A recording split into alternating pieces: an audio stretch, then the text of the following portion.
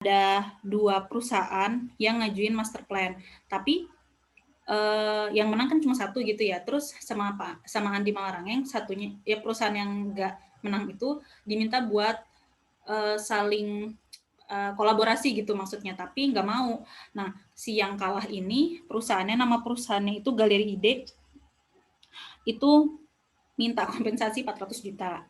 Terus, nah habis itu yang minta penambahan anggaran langsung ke Komisi 10 DPR, Andi dan Wafid itu melakukan pertemuan dengan anggota DPR dari fraksi Partai Demokrat yang bertugas di Komisi 10 DPR itu. Nah, di sini sudah ada banyak nama ya. Mahyudin, Ketua Komisi 10, Angelina Sondah, Mirwan Amin, sama Nazarudin.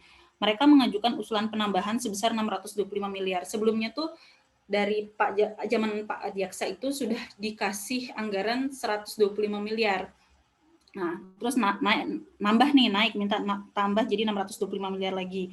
Nah, di sini kelompok kerja anggaran Komisi 10 langsung menyetujui tanpa melakukan proses rapat dengar pendapat antara Pokja dan Kemenpora. Terus, nah atas persetujuan tersebut, Wafid minta uang 500 juta kepada PT Adikarya.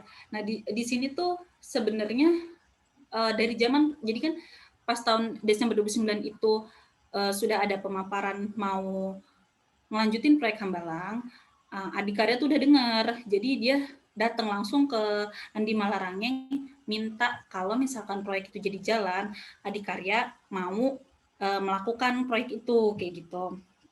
Nah, tadi Wafid minta uang sebesar 500 juta kepada Adikarya, pokoknya totalnya jadi 600 juta untuk diserahkan ke Mahyudin saat Kongres Partai Demokrat. Ini kaitannya memang dengan Partai Demokrat ya. Terus saat pertengahan 2010, Dedi bersama Wafid bertemu Coel. Dedi ini Kepala Biro Keuangan Kemenpora selaku PPK Proyek Hambalang juga. Jadi Dedi sama Wafid ketemu Coel nih. Coel tuh adiknya Andi tadi. Coel minta pembayaran fee 18%. Nah, ditanya siap nggak gitu buat bayar 18% itu. Terus ini pertengahan 2010 ya.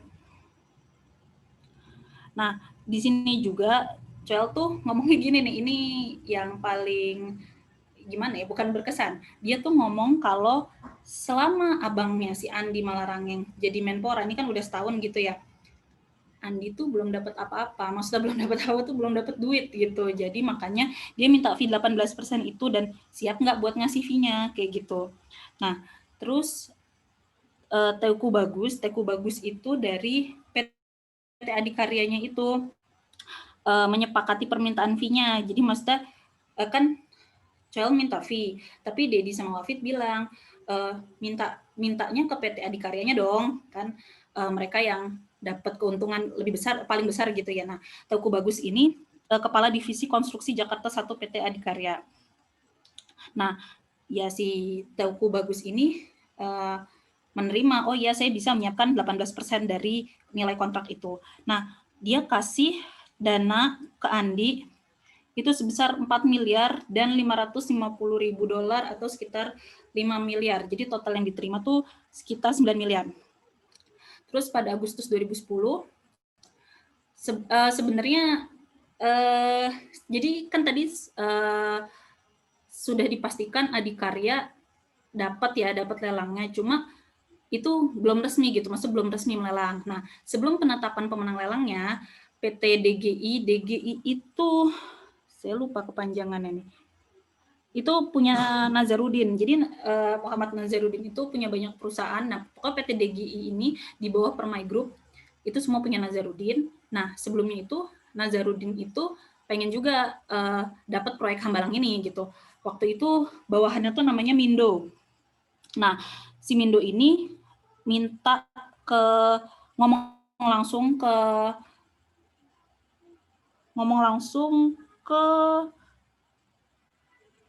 Arif Taufikur Rahman itu bawahannya Teku Bagus ngalah, maksudnya kayak buat saya aja lah, saya udah ngeluarin banyak duit di sini. Nah, kalau secara detailnya sebenarnya nggak dikasih tahu sih dia keluar duit buat apa aja, cuma katanya sih dia bantuin pembebasan tanah di Hambalang si Mindo sama dari Muhammad Nazarudin ini.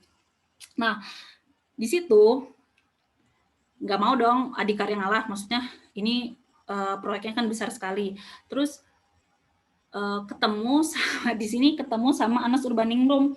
Jadi saat buka puasa Teuku Bagus itu minta tolong sama Mahfud Suroso ini banyak sekali perannya soalnya ya teman-teman. Mahfud Suroso ini direktur PT DGI-nya itu minta tolong dia kenal sama istrinya Anas Urbaningrum, ketemu sama Anas, minta tolong, tuh Nazarudin disuruh mundur dong, biar kebetulan PT DGI itu bawahannya PT DGI, PT yang di bawah Adikarya itu subkontraktornya bilang, itu kan proyek saya, suruh Nazarudin mundur kayak gitu.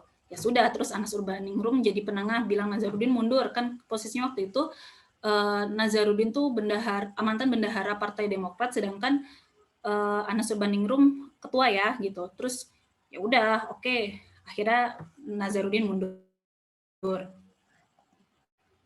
Nah, terus ya sudah. Terus tanggal 10 Desember ya sudah, Dedi menandatangani kontrak senilai 1T dan 246 M dengan Teuku Bagus. Oh ya, tadi saya sempat ngomong sebenarnya tahun 2004 2005 pas awal itu sebenarnya cuma 125 M aja anggarannya. Tapi pas Pak Andi Malarang yang mau ngelanjutin proyeknya itu naik jadi 1,25 T kalau nggak salah, jadi naik 10 kali ya pokoknya naik banyak banget, nolnya nambah 1 gitu maksudnya, kayak gitu. Terus di sini PT Adikarya tuh kerja sama Wika, jadi KSO Adiwika. Nah, ini kontrakkan padaan PT Dutasari Citra Laras itu yang tadi si Mahfud Suroso, terus sama ada 2 perusahaan lagi. Nah, untuk PT Dutasari Citra Larasnya itu selain Mahfud Suroso, istrinya Anas Urbaningrum itu juga pemilik sahamnya. Kayak gitu. Nah, kan udah menang tuh PT Adikaryanya, KSO Adiwika. Nah, uang dari Kemenpora juga sudah cair. Nah, setelah itu KSO Adiwika mengalirkan uang ke rekening Mahfud. Nah, dari Mahfud itu dikasih ke Andi lewat Coel itu sebesar 45 miliar. Sebenarnya saya bingung sih ini dari beritanya tuh 45 miliar itu nggak 18%-nya ya. Sebenarnya 18% dari 2,5 T kan 450 miliar. Tapi sebenarnya dari Adikarya sendiri sudah ngarin uang lebih banyak dari itu karena tadi Anas Urbaningrum itu dikasih 2,2 miliar buat bantuin dia ngadain rapat, maksudnya buat kemenangan dia di Partai Demokrat kan, karena buat dukungan gitu, uang dukungan kayak gitu. Terus tanggal 1 Agustus 2011 KPK mulai menyelidiki kasus proyek Hambalang. Jadi di Kemenpora ini sebenarnya sudah kena kasus ini yang Wisma Atlet Palembang pas SEA Games tahun 2011. Jadi KPK itu nangkep Mahfud Suroso sama Nazarudin karena mereka tersangka yang kasus Wisma Atlet itu sebelumnya. Nah, jadi dari situ yang tanggal 8 Februari 2012-nya saat Nazarudin ditangkap, itu Nazarudin itu ngomong banyak tokoh gitu, siapa aja yang termaksud dalam korupsi Hambalang. Jadi maksudnya dia tadinya ditangkapnya karena Wisma Atlet nih, tapi ketahuan kan dia ternyata Hambalang juga gitu. Jadi KPK mulai nangkepin lah orang-orang yang disebut Nazarudin itu. Nah, terus tanggal 15 Desember 2019 ini proyek Hambalang mangkrak karena tanahnya amblas. Padahal dulu tahun 2005 sudah pernah dicek ahli geologi. Ya, sampai sekarang teman-teman tahu sendiri belum jalan juga ya proyek Hambalang itu gitu. Nah, pada tanggal 5 Juli 2012, Dedi Kusdinar ditangkap sebagai tersangka. Dedi tadi sebagai PPK Hambalang ya. Dia itu pas tahun 2011, saya lupa nih. Ini kan 2010 keluar 1,2 T ya. Nah, pas 2011-nya itu Dedi cairin lagi sekitar 600 miliar kalau nggak salah. Padahal dia sudah tidak bertugas sebagai PPK-nya lagi, sudah diganti, tapi dia menandatangan. Itu kan berarti ada penyalahgunaan ya, penyalahgunaan jabatan gitu. Terus pada tanggal 3 Desembernya KPK menetapkan Andi Malarangeng, Cel Malarangeng, sama Arif Taufikur Rahman ditangkap. Arif Taufikur Rahman itu yang tadi bawahannya Teguh Bagus. Terus 22 Februari Anas Urbaningrum juga ditetapkan sebagai tersangka. Terus 1 Maret Teguh Bagus juga ditetapkan sebagai tersangka. Jadi total ada 6 tersangka ya. Tersangka utama. Sebenarnya banyak sih peran-peran di sini. Jadi sepanjang penyelidikan KPK itu banyak nama yang disebut. Tadi Angelina Sondakh juga sebenarnya ada ya, tapi dia ditangkap terkait Wisma Atlet. Terus ada juga Bupur alias Sylvia Soleha, Widodo Wisnu Sayoko, sepupu SBY, Fahri Hamzah, Edi Baskoro, tuh banyak banget nama-nama yang disebut, cuma yang terbukti memang korupsi di proyek Hambalang ini isi 6 tersangka paling besar itu, kayak gitu. Selanjutnya akan dijelaskan oleh Mas Iro. Baik, terima kasih Mbak Tristi. Selanjutnya setelah kita mengetahui kronologi dari kasus Hambalang, kita akan menuju ke fraud terkait dengan pihak yang terlibat dan juga kategori fraud yang jadi. Nah, ini berdasarkan beberapa sumber yang kami dapatkan dan juga acuan dari detail kasus yang kami dapatkan dari web ACCH KPK ya, Anti Corruption Clearinghouse, terdapat beberapa pelaku utama atau aktor kunci dalam kasus ini. Yang pertama ini teman-teman dah ngerti sendiri, Muhammad Nazarudin ini. Beliau ini merupakan bendahara waktu itu, bendahara umat Demokrat pada waktu itu, juga menduduki jabatan di kursi legislatif dan menjadi anggota DPR. Kalau nggak salah namanya Banggar, Badan Anggaran di situ tahun 2009 sampai 2014. Nah, seperti kita ketahui, kalau Badan Anggaran itu kayak alat kelengkapan yang tugasnya itu seperti menyusun anggaran gitu. Jadi nggak heran kalau beliau ini melalui Banggar ini menjadi lebih mulus dalam menjalankan usaha untuk menjalankan proyek sebagaimana dikehendaki. Pada eranya Presiden SBY ya, zaman Demokrat berjaya kan ini ya. Nah, beliau inilah aktor yang melakukan desain anggaran sedemikian rupa untuk melaksanakan proyek Hambalang sesuai dengan apa yang telah disepakati. Nah, akhirnya melalui putusan MA dijatuhi hukuman pidana penjara 7 tahun dengan denda 300 juta, subsidiar 6 bulan penjara. Ini nggak begitu rinci karena waktunya terbatas ya teman-teman. Kemudian yang kedua di sini Anas, yang kalau teman-teman ingat yang siap digantung di Monas. Beliau ini kan awalnya tujuan utama itu pengen jadi presiden ya waktu itu. Nah, melalui Demokrat ini dengan jabatan yang sebelumnya dia itu adalah ketua DPP salah satu bidang politik. Beliau ini ingin menjadi seorang ketua umum partai sehingga merasa membutuhkan dana besar untuk memperlancar usahanya ke arah sana. Nah, salah satunya adalah melalui proyek Hambalang ini. Nah, dalam proses proyek ini Anas ini menerima sedemikian rupa gratifikasi, diantaranya itu satu unit mobil nanti disebutkan. Kemudian beliau ini berperan besar dalam mengatur pemenangan tender proyek kepada KSOAW. Jadi KSOAW ini adalah kerjasama operasional si kontraktor ya, antara Adikarya dan juga Kita Karya.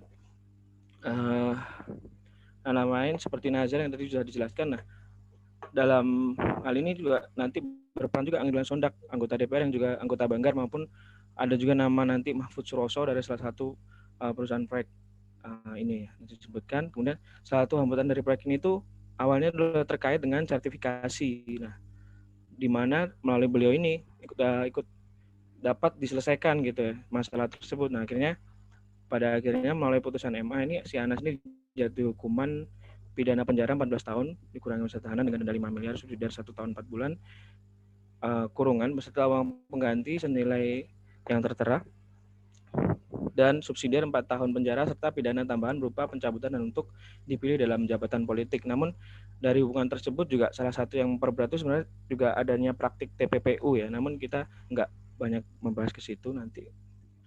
Kemudian next pelaku yang selanjutnya ini ada namanya Pak Mufid Muharram. Nah, ini selanjutnya dia ini adalah sekretaris Menteri Pemuda dan Olahraga pada saat itu. Nah, beliau ini terlibat dalam menetapkan pemenang lelang konstruksi dengan nilai kontrak di atas 50 miliar tanpa memperoleh delegasi dari Menpora si Pak Andinya ini ya, Andi Malarangeng.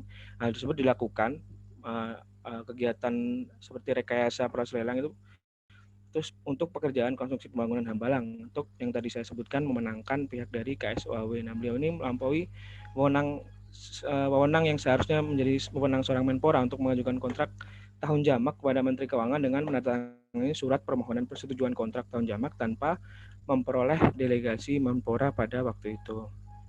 Nah, akhirnya melalui putusan MA beliau ditetapkan melakukan tindak pidana korupsi yang berupa penyuapan dengan dijatuhi hukuman pidana penjara 5 tahun dan denda pidana 200 juta, subsidiar 6 bulan kurungan. Kemudian yang selanjutnya ya ini Andi Alfian Malarangeng. Waktu itu menjabat sebagai Menteri Pemuda dan Olahraga. Pada saat proyek Hambalang akhirnya terrealisasi pada saat beliau ini menjadi pengguna anggaran. Ini sebelumnya kan proyek-proyek Hambalang ini kan nggak terrealisasi gitu. Akhirnya bisa terrealisasi pada era beliau ini.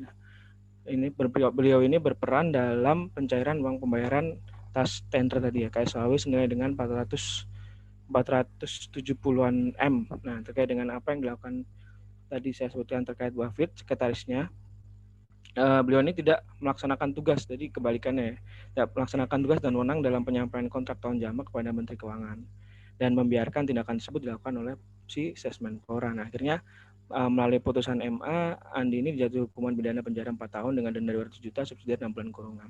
Kemudian selanjutnya, nah ini ada Deddy Kusdinar, ini adalah Kepala Biro Keuangan Rumah Tangga ya, terkaitannya langsung.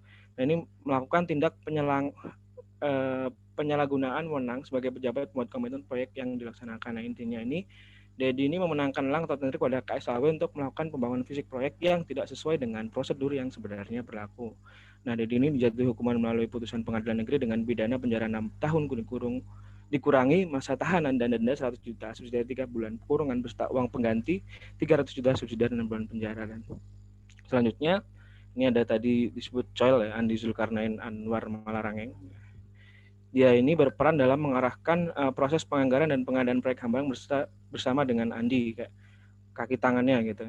Nah, Andi ini awalnya ini mengenalkan si Coel ini kepada Wafid yang tadi ya, sekretarisnya ini, dan meminta agar Coel dan Wafid itu dapat melakukan koordinasi untuk mengurusi proyek Kemenpora termasuk Hambalang pada saat itu. Nah, kemudian Coel ini beberapa kali juga terlibat langsung dengan mengikuti beberapa pertemuan proyek Hambalang dengan Komisi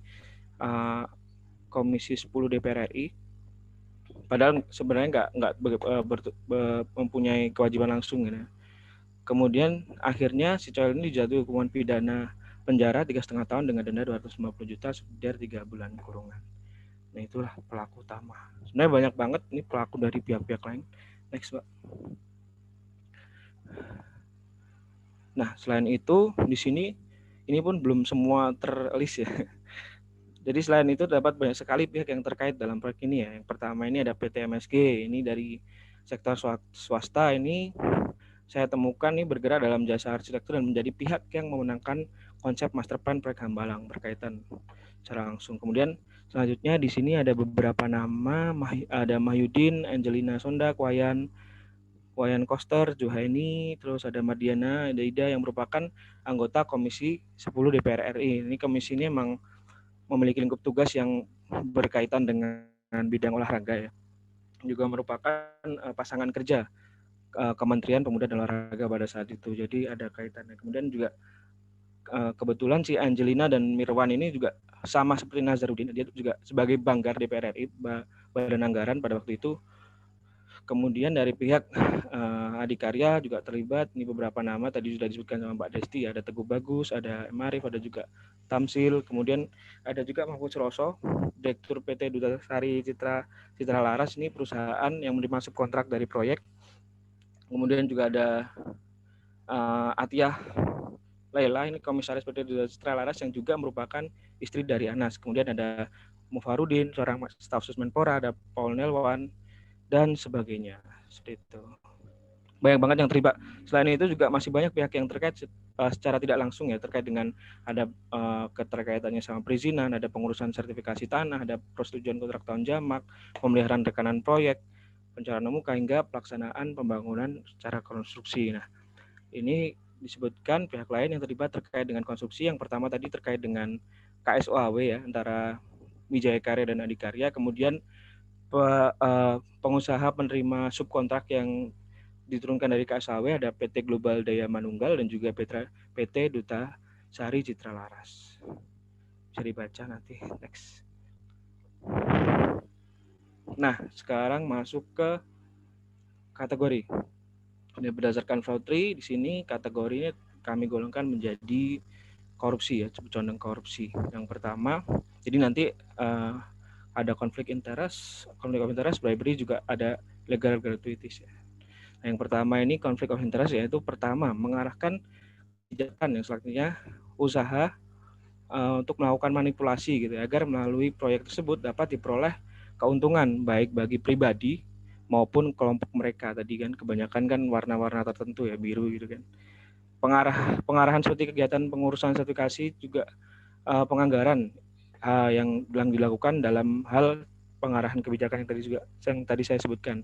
Kemudian yang kedua, kepentingan Anas untuk menjadi ketua umum Demokrat ya, usaha Anas untuk memuluskan jalannya untuk dapat mencapai tujuannya menjadi ketua umum ini dengan melakukan banyak proyek yang dapat istilahnya itu menghasilkan dana operasional yang ia butuhkan untuk proses pencalonannya ke sana. Kemudian adanya hubungan antara Anas dengan perusahaan subkon pelaksana tender tadi yang sudah saya sebutkan juga, PT Duta Sari Citra Laras, di mana istrinya Atia merupakan menduduki jabatan penting di sana, itu komisaris pada perusahaan tersebut. Kemudian juga yang terakhir terkait konflik of interest, dilakukan pengaturan proses prakualifikasi dan pemberian informasi penting dan rahasia terkait tender, maksudnya dalam proses tender ya, dalam proses lelang, dengan tujuan untuk membatasi persaingan dan berujung dengan dibenangkan oleh perusahaan konstruksi yang diinginkan, yang sudah direncanakan di awal, seperti itu. Next. Nah, kemudian terkait dengan bribery di sini ada yang pertama bid rigging ya, bacanya gimana sih? Bid rigging. Nah, kecurangan dalam pelaksanaan tender ini cara dilakukan untuk memenangkan KSAW sebagai penyedia barang jasa konstruksi pelaksana proyek. Ini tadi juga sudah disebutkan, ada pemberian fee sebesar 18% dari nilai proyek sebagai jasa bagi col, tadi ya, sudah disebutkan di kronologi atas andilnya dalam proyek Hambalang. Kemudian juga ada penyuapan yang juga dilakukan kepada BPN terkait dengan pengurusan sertifikasi tanah yang sempat susah ya, agar dapat terselesaikan dengan cepat. Next. Ada yang terakhir terkait dengan korupsi, di sini ada illegal gratuities atau gratifikasi ya, cara ilegal. Sebenarnya banyak sih, cuman ini contohnya yang paling besar ini di mana Anas tuh menerima gratifikasi udah ada 2M dari Adikarya, ada 84M sekian itu, terus ada 30M, terus masih ada lagi 1 menit Toyota Harrier dan juga gratifikasi lain. Kemudian juga terjadi gratifikasi atas penetapan KSAW terkait tender tadi sebagai pemenang proyek, di mana dalam pemenangan tersebut si Andi Malarang ini menerima sejumlah uang melalui adiknya. Jadi memang udah diatur oleh mereka itu. Next. Terkait dengan fraud, mungkin itu saja. Masuki ke bahasan utama. Saya silakan kepada Pak Eko, waktu dan tempat. Terima kasih Mas Irul. Untuk selanjutnya, ini kan bahas mengenai kerugian keuangan negara. Tadi penghitungannya. Nah, kerugian keuangan negara ini diambil dari UU Tipikor. Merupakan kerugian yang sudah dapat dihitung jumlahnya berdasarkan hasil temuan instansi yang berwenang atau akuntan publik yang ditunjuk. Nah, untuk langkah-langkahnya dalam penghitungan kerugian keuangan negara ada 4. Yang pertama, identifikasi terhadap penyimpangan yang terjadi. Nah, pada kasus Hambalang ini ada beberapa jenis penyimpangan yang ditemukan, baik itu yang berhubungan secara langsung terhadap kerugian keuangan negara maupun yang dia terjadi penyimpangan yang menyebabkan kerugian negara tapi tidak secara langsung gitu. Nah, untuk yang berhubungan langsung itu ada penyimpangan pada proses persetujuan RKKL dan kontrak tahun jamak. Kemudian juga ada di proses pelelangannya dan mekanisme pembayaran dan aliran dana yang diikuti oleh rekayasa akuntansi. Kemudian untuk yang tidak berhubungan secara langsung, ini mengenai ada penyimpangan pada proses pengurusan hak atas tanah. Kemudian juga proses pengurusan izinnya dan pelaksanaan proyek konstruksi itu sendiri. Nah, yang pertama itu mengenai penyimpangan pada proses persetujuan di kontrak tahun jamak. Next, Mbak. Nah, jenis penyimpangan yang terjadi pada persetujuan kontrak tahun jamak ini, diantaranya beberapa hal itu yang tidak memenuhi persyaratan, seperti permohonan persetujuan kontrak tahun jamak kepada Kemenkeu itu ditandatangani oleh pihak yang tidak berwenang. Kemudian juga pendapat teknis kelayakan kontrak tahun jamak itu juga ditandatangani oleh pejabat yang tidak berwenang. Dan disebutkan juga bahwa tidak seluruh unit bangunan yang hendak dibangun secara teknis harus dilaksanakan lebih dari 1 tahun anggaran. Dan juga ada manipulasi data dalam pengajuan revisi RKKL tahun 2010 yang dilakukan oleh Kemenpora. Ini dilakukan dalam rangka sebagai syarat pemenuhan atau persetujuan revisi RKKL. Nah, kemudian ada juga revisi KKL ini sebagai salah satu syarat persetujuan tadi itu belum ditandatangani oleh Dirjen Anggaran pada saat persetujuan kontrak tahun jamak diberikan atau disetujui oleh Kemenkeu.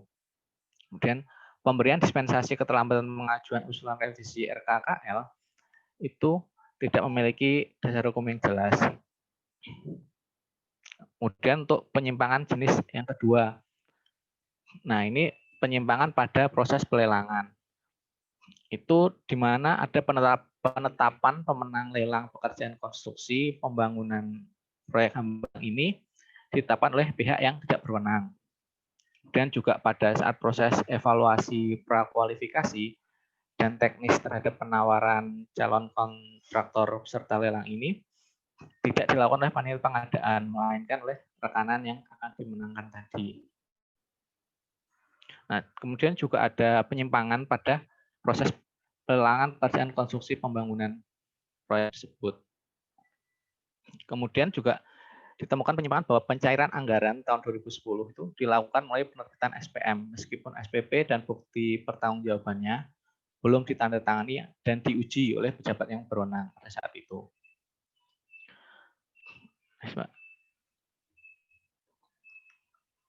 Nah, itu tadi untuk yang berkaitan langsung terhadap kerugian keuangan negara. Kemudian juga ada penyimpangan yang berkaitan namun tidak secara langsung. Pertama itu adanya izin penetapan lokasi, izin site plan dan IMB itu yang diberikan Pemkab Bogor waktu itu ternyata dari pihak Kemenporanya juga tidak tidak melakukan studi AMDAL terhadap proyek yang dimaksud. Karena waktu itu kan ada kasus kayak apa ya, roboh gitu kan ya, ambruk gitu kan. Ini juga penandatanganan surat keputusan hak pakai bagi Kemenpora didukung dokumen yang tidak sesuai kenyataan. Misalkan surat pelepasan hak dari Prabowo Sutejo ini dia di rootnya PT Buana Estate atau selaku bekas pemegang hak yang sebelumnya itu diduga palsu. Kemudian juga surat pernyataan Sesmenpora yang menyatakan bahwa pada pengadaan lahan dimaksud tidak terjadi kerugian negara berdasarkan LHP BPKRI adalah tidak sesuai kenyataan. Nah, penetapan RKKL Kemenpora tahun 2011 oleh Kemenkeu itu untuk pekerjaan konstruksinya sudah dilakukan oleh Dirjen Anggaran meskipun persyaratan berupa KAK dan RAB yang ada adalah untuk skema pembiayaan tahun jamak. Sementara itu persetujuannya belum disetujui waktu itu. Kemudian juga kontraktor utamanya yaitu KSU AW tadi, Adi Wijaya, mensubkonkan pekerjaan yang seharusnya dia itu dikerjakan sendiri. Nah, setelah penyimpangannya diketahui, kemudian dasar hukum kegiatan yang diaudit. Menurut kami, untuk yang dasar hukum kegiatan diaudit itu ada Undang-Undang 17/2003 tentang keuangan negara, kemudian UU Perben, UU 15/2004 tentang pemeriksaan pengelolaan dan tanggung jawab keuangan negara, dan juga ada UU Tipikor, kemudian Peraturan Presiden nomor 54/2010 tentang PBJ-nya itu sendiri, dan juga ada MK nomor 56 tahun 2010 yang nantinya ini juga diubah atau diperbaiki dengan PMK yang di 2011. Next. Nah, apakah hal tersebut tadi itu masuk dalam kategori keuangan negara, menurut kami proyek ini termasuk dalam kategori keuangan negara. Dalam sederhananya itu dia dibangun menggunakan dana yang berasal dari APBN. Nantinya juga proyek ini kalau misalnya sudah jadi, asetnya menjadi barang milik negara yang kemudian menjadi hak negara. Jadi menurut kami untuk kegiatan ini itu sudah termasuk kategori keuangan negara. Next. Nah, penyebab kerugiannya di sini ada beberapa hal yang menyebabkan kerugian keuangan negara. Pertama, ada yang unsur melawan hukum. Di sini dapat juga diartikan bahwa ini dilakukan karena tidak sesuai peraturan undang-undangan. Yaitu tadi, misalkan surat permohonan persetujuan kontrak yang tahun jamak itu ditandatangani oleh pihak yang tidak berwenang. Seharusnya kan untuk ini ditandatangani oleh Menpora, namun itu ditandatangani oleh Ses Kemenpora, tapi tidak memperoleh pendelegasian wewenang dari Menpora. Kemudian untuk yang pendapat teknis kelayakan kontrak tahun jamak ini juga ditandatangani oleh pejabat yang tidak berwenang, yang seharusnya dilakukan oleh Menteri Pekerjaan Umum, tapi waktu itu dilakukan oleh Direktur Penataan Bangunan dan Lingkungan Kementerian Pekerjaan Umum.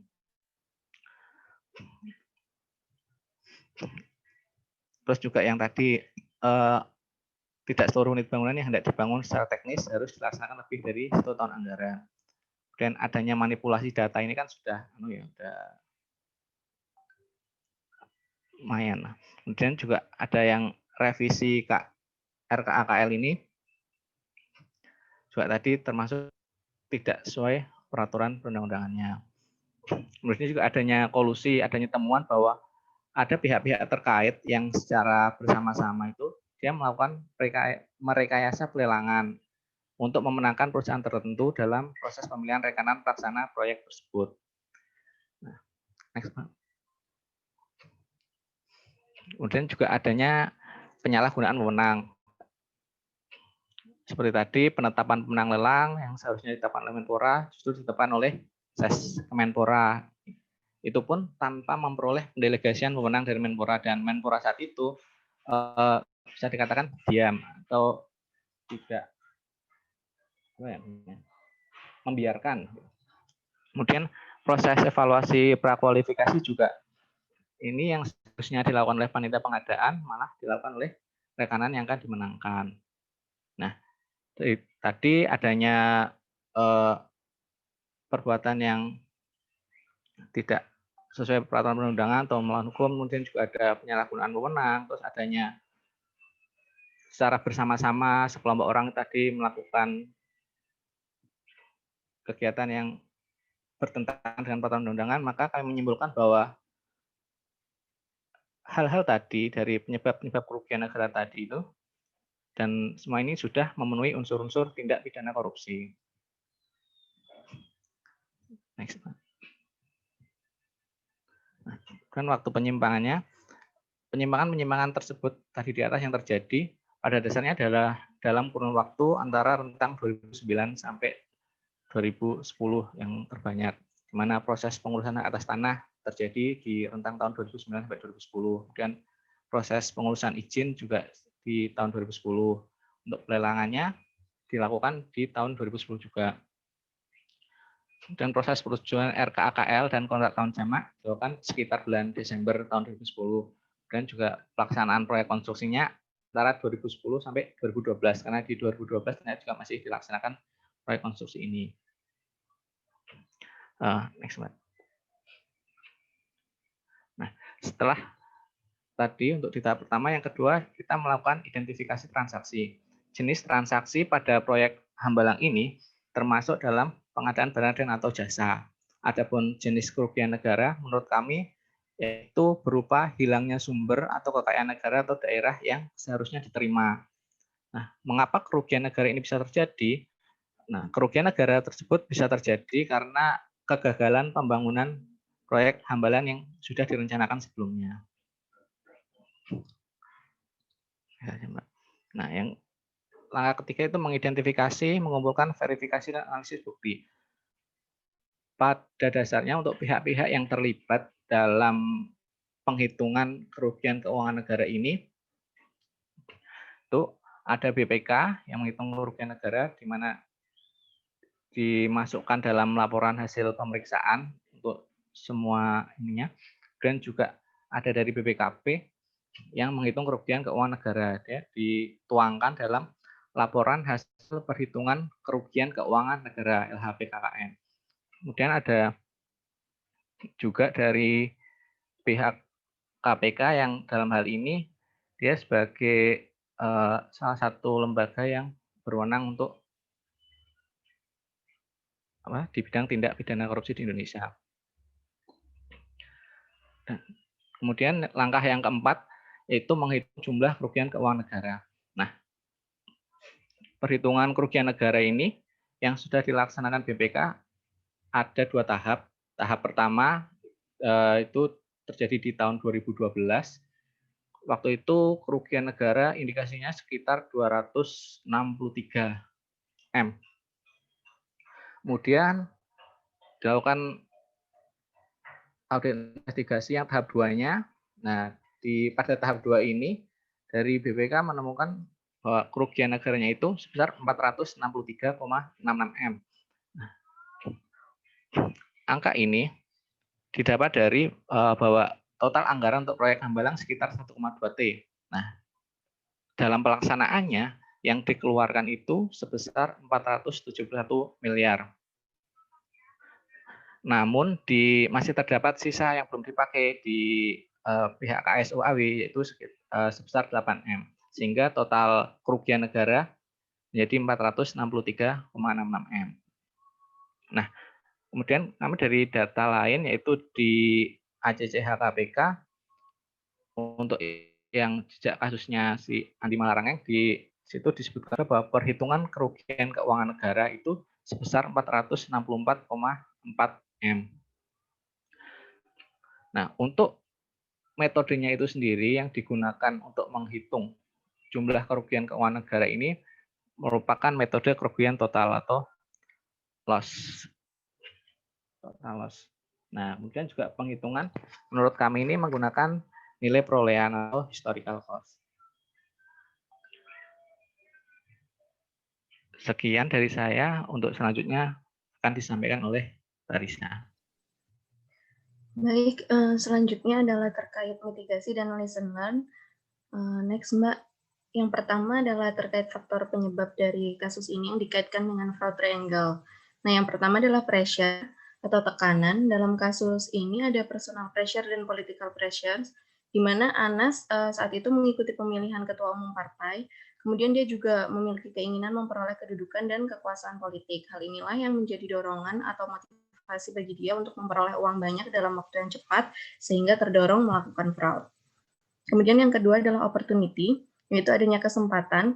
Kalau dalam kasus ini, contohnya adalah beberapa pelaku utama ini memang orang yang memiliki jabatan atau posisi yang dipercaya, sehingga punya wewenang dan otoritas. Seperti halnya Andi Malarangeng yang menjabat Menpora waktu itu, jadi dia adalah pengguna anggaran, punya otoritas dalam mengelola keuangan, serta memiliki wewenang dalam pelaksanaan anggaran. Dan ternyata wewenangnya malah disalahgunakan.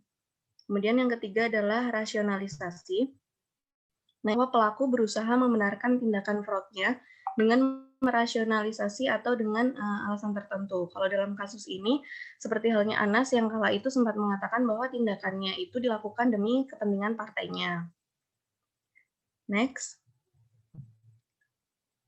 Selanjutnya adalah dampak dari kasus, mengulas beberapa hal yang tadi sudah dibahas ya. Yang pertama, sebagaimana tadi dijelaskan, berdasarkan perhitungan BPK, kasus ini menyebabkan timbulnya kerugian keuangan negara senilai 463,66 miliar rupiah, sehingga menjadikan kasus ini memenuhi unsur tindak pidana korupsi. Kemudian karena adanya korupsi, proyek pembangunan pusat pendidikan dan sekolah olahraga nasional di Hambalang ini jadi terhenti atau mangkrak dan tentunya tidak terrealisasi sebagaimana yang telah direncanakan. Selanjutnya, korupsi yang ada juga menyebabkan proyek Hambalang ini yang seharusnya bisa jadi salah satu infrastruktur publik, jadi memiliki kualitas di bawah standar dari yang seharusnya. Dan yang terakhir tentunya kasus mega proyek ini menyebabkan menurunnya kepercayaan masyarakat terhadap proyek dan kinerja dari pemerintah. Next. Nah, bagian terakhir mitigasi-mitigasi serta pelajaran yang bisa diambil dari kasus ini. Yang pertama adalah dengan membuat dan mempertahankan lingkungan pengendalian yang berintegritas dan beretika. Misalnya adalah dengan memperbaiki tata kelola serta dengan adanya tone of the top dari pimpinan untuk memberikan teladan dan menumbuhkan nilai-nilai integritas. Yang kedua adalah penguatan pengawasan yang bisa dilakukan baik dalam pengawasan internal, pengawasan eksternal, maupun koordinasi dan pengawasan lintas instansi. Sebagaimana kita ketahui kalau kasus Hambalang ini menyeret banyak pihak dari berbagai instansi yang berbeda.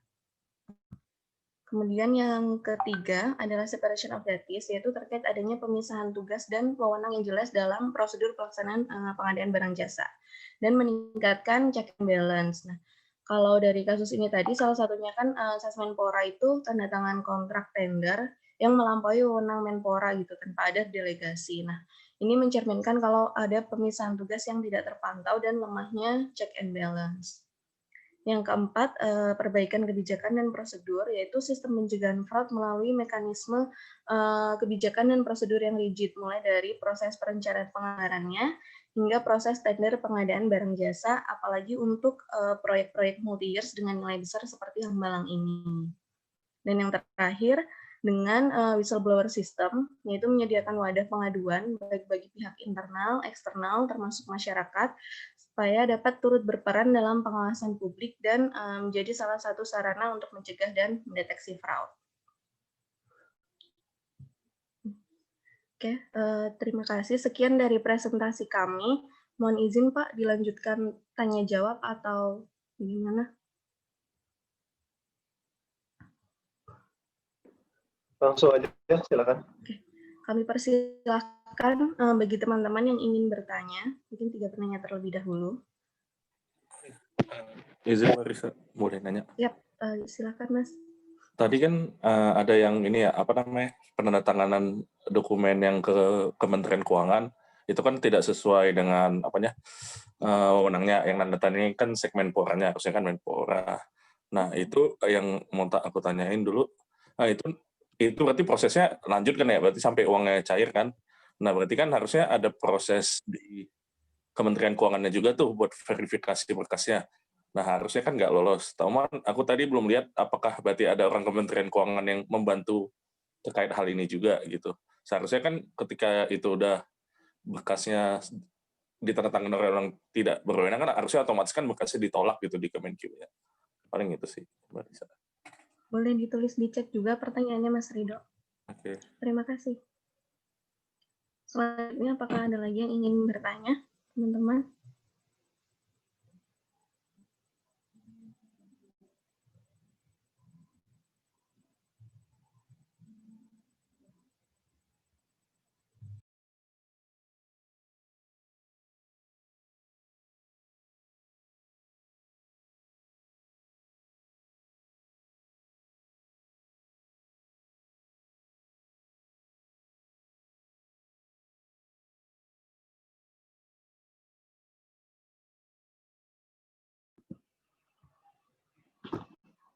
Kalau nggak ada lagi, langsung aja Mbak. Mudah-mudahan nggak lagi pada tidur nih. Siang-siang. Coba jawab ya untuk Aman Pak. Langsung aja dijawab, silakan. Ya, kan yang mesti ditanyain lebih ke apakah ada keterkaitan sama Kementerian Keuangan ya. Sebenarnya di pemeriksaan oleh KPK tuh manggil mungkin ada kali ya 100 orang terkait kasus Hambalang ini. Salah satunya dari Menteri Keuangan waktu itu siapa ya, saya lupa deh. Itu dipanggil juga untuk diperiksa kesaksiannya. Tapi dari kronologi yang kami dapat itu cuma ada dikasih tahu aja gitu kalau KPK memeriksa Menteri Keuangan, tapi nggak ada hasilnya gitu kan. Nggak semua ini ya hasil laporan KPK bisa diakses publik ya, jadi nggak tahu juga. Cuma sih mereka banyak orang yang dipanggil itu sih kebanyakan hanya saksi sih, yang terpidana yang tadi hanya disebut 6 orang itu aja gitu. Gimana Mas Ridho? Berarti tapi tidak ada yang tersangka berarti, cuma dimintai keterangan aja ya? nggak ada. Kebetulan nih dari kasus Hambalang ini kan tadi banyak ya yang tokoh-tokoh lain gitu yang tadi disebutin Mas Irul itu kan banyak. Iya banyak. Itu nggak ada orang Kemenkyu berarti. Iya, jadi statusnya saksi aja. Padahal tuh harusnya yang kami diskusikan gitu, itu beberapa orang kan harusnya tahu tuh di situ ada korupsi, tapi diem aja. Apakah itu termasuk? Nah iya, makanya kan harusnya logikanya kan dari itu kan ngasih berkasnya kan, oh ini kan salah nih. Kalau diloloskan harusnya salah juga dong kan gitu. Harus pemahaman aku sih. Cuman tadi ngeliat presentasinya kok nggak ada nge-state toko di Kemenkyu atau emang gimana, aku nggak tahu juga sih. Nah, apa-apa kok, nanti mungkin teman-teman kelompok lain bisa nambahin atau mungkin Pak Peter bisa menjelaskan. Terima kasih Mbak Tristi jawabannya. Siap.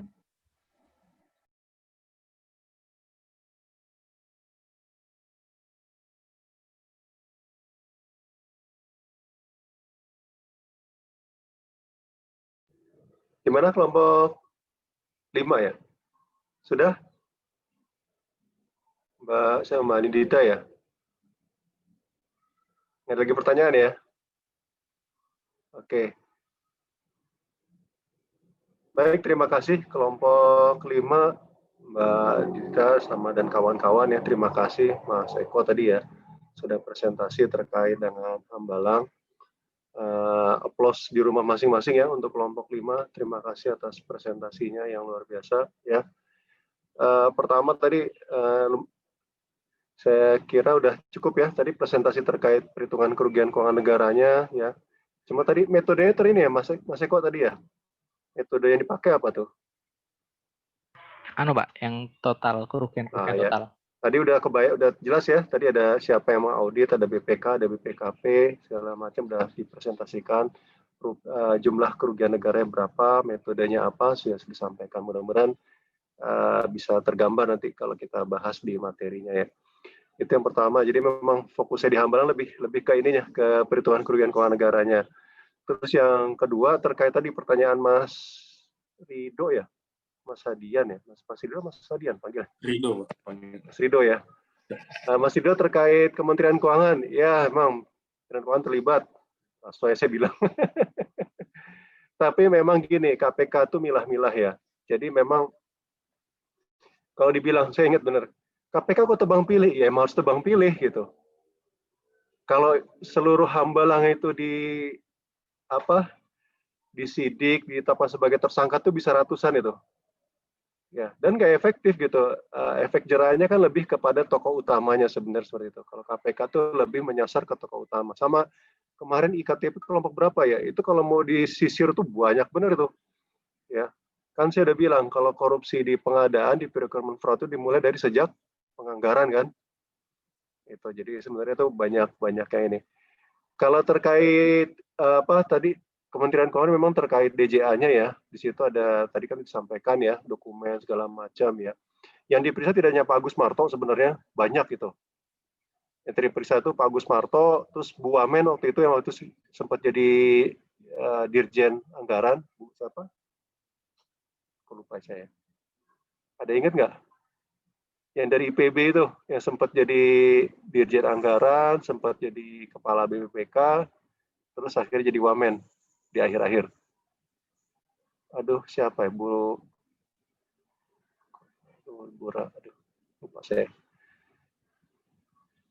Coba di googling tuh siapa namanya. Ya sempat jadi Wamen zamannya ini. Jadi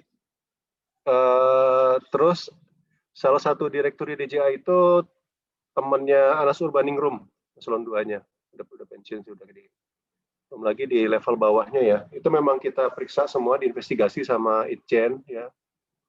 Terus ada beberapa rekomendasi terkait buktis ya segala macam. Itu sih terkait Kementerian Keuangan. Sebenarnya sama kayak di Kemenpora juga banyak itu yang terlibat, tapi nggak semuanya kan, hanya tokoh utamanya aja yang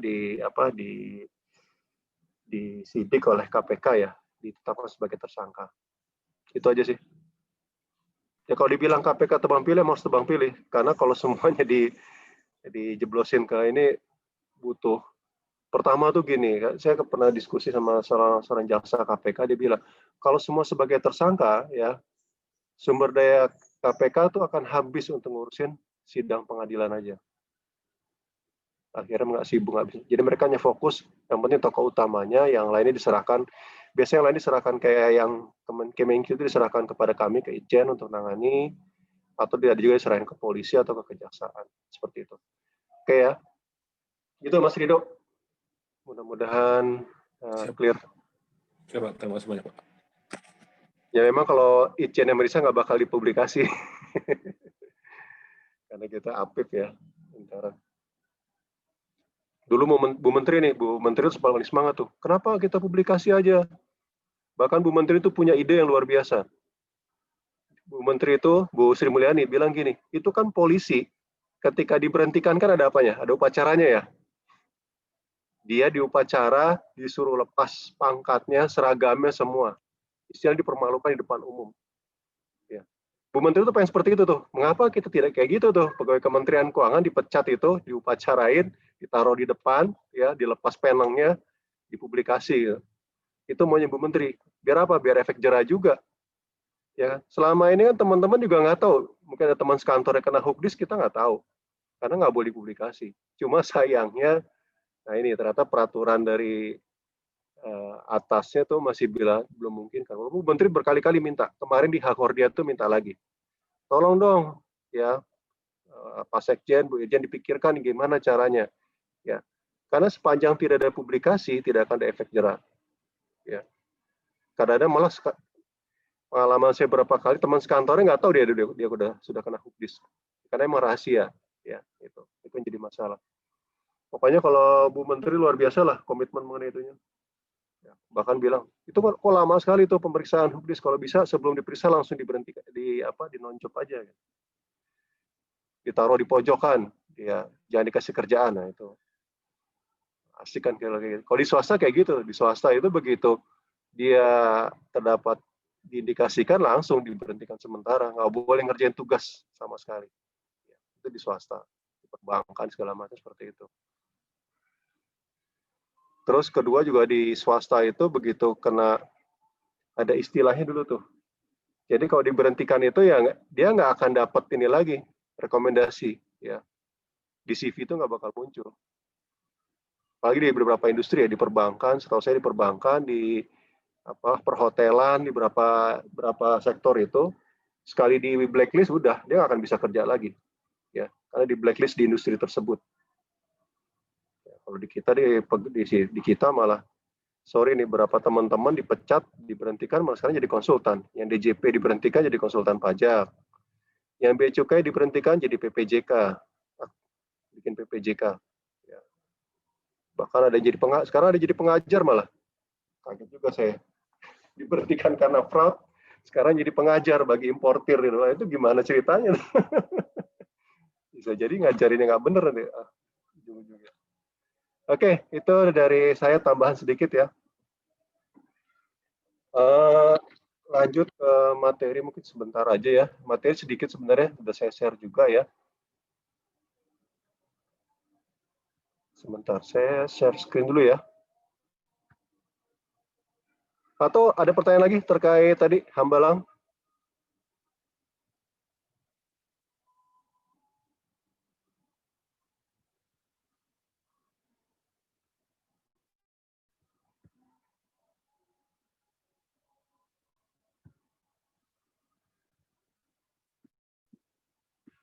Sudah terlihat?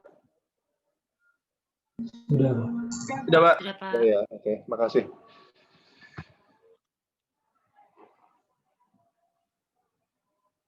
Sebentar saya full screen dulu ya. Terlihat ya, ini full screen? Jelas, Pak. Jelas ya? Oke, baik teman-teman. Nggak ada lagi pertanyaan terkait Hambalang. Itu sebenarnya udah lama ya. Makanya saya juga ada, kalau dulu waktu masih D3 teman-teman ya, waktu itu. Atau jadi masih SMA? Waktu kasus Hambalang terjadi, rame-ramenya. SMA, Pak. SMA, Pak. SMA, Pak. Tapi memang generasi sekarang makin kemari makin nggak aware terkait ini sih. Sorry ya, bukan ngeritik ya. Saya punya anak itu cuek aja. Jadi kalau kita nonton berita malah diganti channelnya nanti. Nonton film atau yang lain. Oke, kita hari ini bahas terkait tadi topik yang sudah disampaikan oleh teman-teman kelompok 5 ya, terkait perhitungan kerugian keuangan negara ya. Kemudian juga ada analisis keuangan dan rekonstruksi akuntansi ya. Khusus terkait dengan analisis keuangan, ya karena waktu ya, saya nggak mungkin jelasin detail ya. Saya cuma ngasih contoh beberapa aja. Nanti belajar lebih lanjutnya tinggal googling aja ya. Itu banyak referensinya, jurnal bahkan banyak ya.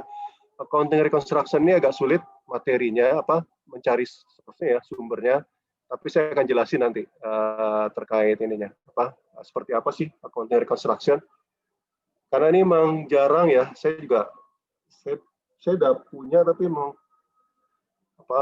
file-nya lagi nggak ketemu nih, gara-gara notebook saya rusak, harddisk saya rusak, jadi hilang semua. Yang saya pernah sampaikan ya, beberapa e-book segala macam udah hilang semua. Oke, lanjut aja ya. Pertama tuh terkait perhitungan kerugian keuangan negara ya. Perhitungan kerugian keuangan negara ini memang salah satu amanah dari undang-undang ya terkait dengan tindak pidana korupsi ya. Di situ disampaikan. Dan yang instansi yang berwenang terkait perhitungan kerugian keuangan negara itu di sini dijelasin ya. Ada BPKP, BPK, BPKP ya. Dulu ada KPKPN ya namanya, sekarang udah bubar semua jadi KPK ya. Kemudian inspektorat ya. Jadi sebenarnya kalau kita bicara instansi yang berwenang terkait dengan perhitungan kerugian keuangan negara, ya ini BPK, BPKP ya, KPKPN, inspektorat. Nanti ditambah lagi terkait dengan oleh akuntan publik ya, seperti tadi disampaikan oleh kelompok 5 seperti itu ya. Ini pengertian kerugian keuangan negara ya. Jadi kerugian itu ada 3 di sini, ada hukum perdata. Wah, ini saya slide-nya nggak salah ngambil ya. Masih rapat-rapat. Nggak apa-apa deh. Ada hukum perdata ya, nggak perlu saya jelasin di sini. Ada hukum administrasi negara. Itu ada di Undang-Undang Perbankan Negara ya. Turunannya dari Undang-Undang Keuangan Negara ya. Di Undang-Undang Perbankan Negara itu ada terkait definisi kerugian ya, kerugian negara, daerah ya. Kemudian juga bentuknya ada tuntutan perbendaharaan, ini kepada bendahara, kalau misalnya tekor uangnya segala macam ya, itu kena TP itu, suruh kembaliin uangnya ya. Sementara bagi pegawai non bendahara terkena TGR, tuntutan ganti rugi. Kalau dia menghilangkan tadi terkait dengan merugikan keuangan negara ya. Misalnya contohnya menghilangkan mobil dinas ya. Terus ada kerugian-kerugian lain ya terkait dengan dalam melaksanakan tugasnya sebagai pegawai negara ya atau pegawai daerah ya, seperti itu. Mungkin TP-TGR ini udah sering ya teman-teman dapat kalau di keuangan negara jelas ya di situ ya ada ya. Nah, kemudian ada lagi kerugian menurut undang tindak pidana korupsi ya. Jadi yang menarik sebenarnya gini ya, kalau kita bicara kerugian keuangan ya. Ini antara undang-undang nomor 1 sama undang-undang keuangan negara tadi dan undang-undang tipikor nggak nyambung sebenarnya, terutama nanti terkait definisi keuangan negaranya ya. Jadi kalau di tipikor kerugian keuangan negara adalah kerugian dapat dihitung jumlahnya hasil teman instansi yang berwenang atau akuntan publik yang ditunjuk. Jadi jelas ya. Di sini ada 2 instansi yang berwenang. Ini kayaknya slide-nya salah nih, saya salah buka ya. Ini nyambungnya harus ke instansi berwenangnya nih. Tadi slide pertama ini harusnya setelah ini nih ya.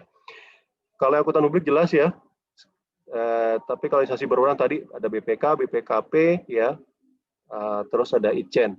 Kalau KPKPN udah nggak ada lagi seperti itu. Saya percepat aja ini. Kemudian instansi berwenang ini juga nggak nyambung sebenarnya, salah. Ini terkait dengan pembuktiannya ya nanti ya, sebenarnya seperti itu ya. Instansi berwenang, jadi slide-nya ada agak salah nih sebenarnya. Jadi ini yang kedua, ini yang ketiga sebenarnya nih ya. Jadi sebenarnya gini, kalau terkait perhitungan apa sih posisi perhitungan kerugian keuangan negara ya, seperti itu.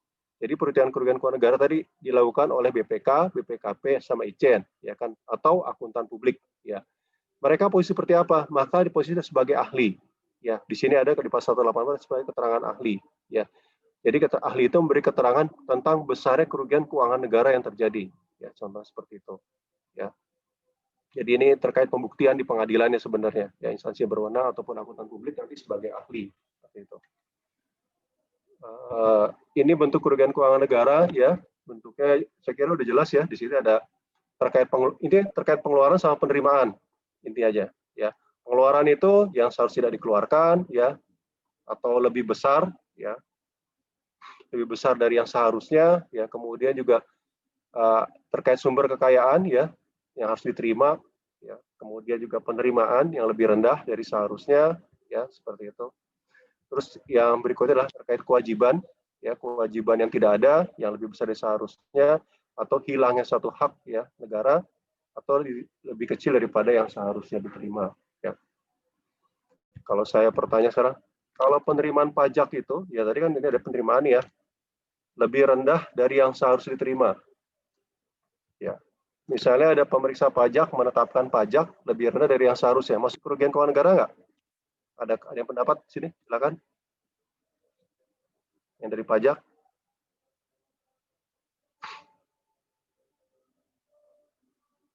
Any comment?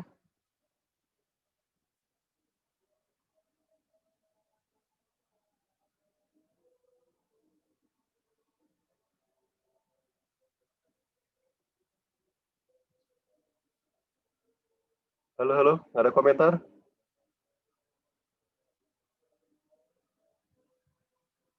Belum, Pak. No comment jadi ya. Ini ada satu lagi ya, sebenarnya nanti kita bicara ada di sini kan kerugian keuangan negara ya. Nanti ada lagi potensi kerugian keuangan negara ya, seperti itu. Ini beda ya. Seperti saya ya, kalau saya terkait dengan pajak ya, itu ada yang bisa jadi kerugian keuangan negara, ada yang masih potensi. Ada yang bisa bedain nggak kira-kira? Yang dari pajak nih.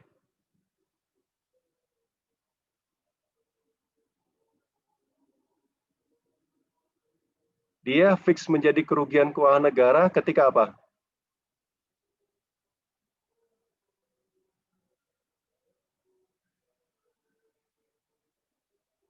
Halo, halo.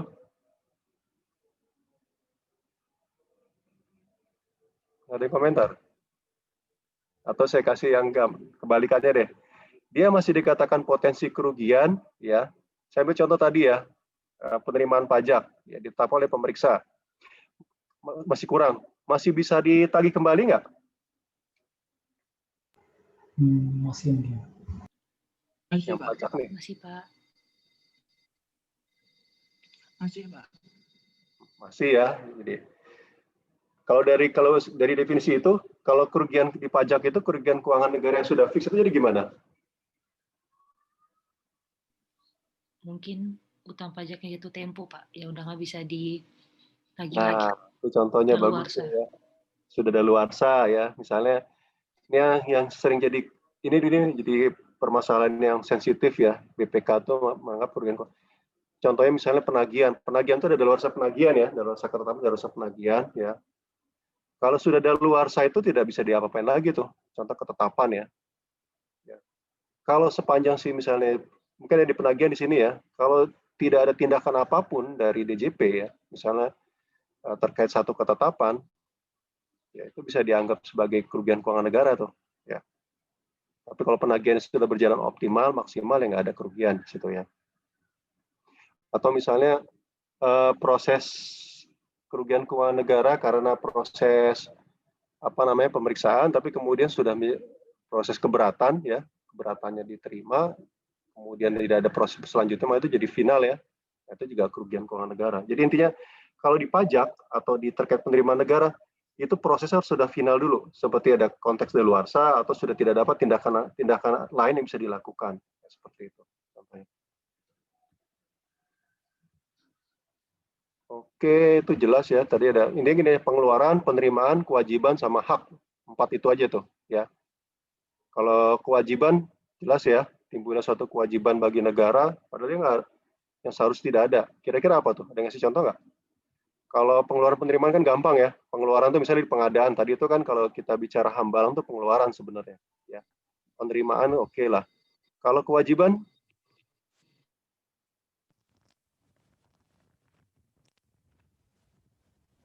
Ada mau ngasih contoh?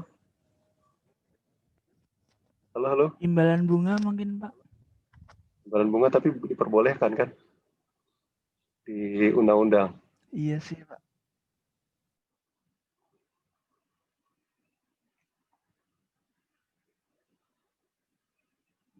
Tadi ada pengeluaran, ada penerimaan, gampang ya. Kalau kewajiban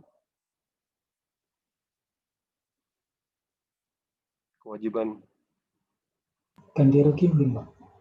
ah, Ganti rugi bukan? nah bisa tuh ganti rugi ya, timbulnya kewajiban. Terus sekarang hak. Hak apa hak? Kalau hak ini paling banyak nih kita nih. Yang paling banyak terjadi. Kira-kira apa? Piutang. Piutang bisa. Yang paling gampang deh. Aset ya, tanah itu paling sering kan. Tanah kita banyak yang hilang tuh. Sama kayak yang lagi ramai sekarang kan hutan ya. Area hutan atau area hutan lindung yang berubah menjadi perkebunan sawit itu. Itu sebenarnya kan hutan lindung itu tanah negara itu. Ya. Sebenarnya bisa masuk kategori. Belum lagi tanah negara yang jelas-jelas dimiliki gitu. Banyak lagi itu kasusnya. Oke, ini tujuan perhitungan kerugian bisa dibaca aja ya. Paling utama itu alat bukti, tadi balik lagi ke ini nih. Ya. Di sini jelas ya pasal 184 itu kan ada keterangan ahli ya. Jadi dia alat bukti seperti itu. Terus yang kedua di Undang-Undang Tipikor ya, kerugian keuangan negara itu salah satu unsur ya dalam pasal-pasal tertentu ya. Terutama terkait penyalahgunaan wewenang segala macam itu termasuk unsur kerugian negara ya. Ya. Jadi dia jadi alat bukti untuk pembuktian unsur tersebut ya. Kemudian yang kedua, kalau menentukan uang pengganti, ganti rugi ya. Berapa sih ganti rugi untuk si A, si B, si C, si D gitu ya kan? Kan pelaku ini banyak misalnya ya kan. Ya, tadi harus diketahui dulu berapa sih kerugian keuangan negaranya ya. Berapa kemudian harus diganti ya. Dan tidak harus misalnya contoh Hambalang gitu, kerugian keuangan negara kan sampai ratusan miliar ya. Tidak bisa dibandingkan pada satu orang. Nanti dilihat lagi posisi, karena itu ada banyak pihak yang terlibat kan. Saya ambil contoh nanti setiap kejadian tadi yang pengeluarannya tidak seharusnya itu kan masing-masing orang punya tanggung jawab masing-masing ya di situ. Kemudian juga terkait vonis ya, berapa sih yang jelas rugi 1 miliar sama rugi 100 miliar beda nggak vonisnya putusannya?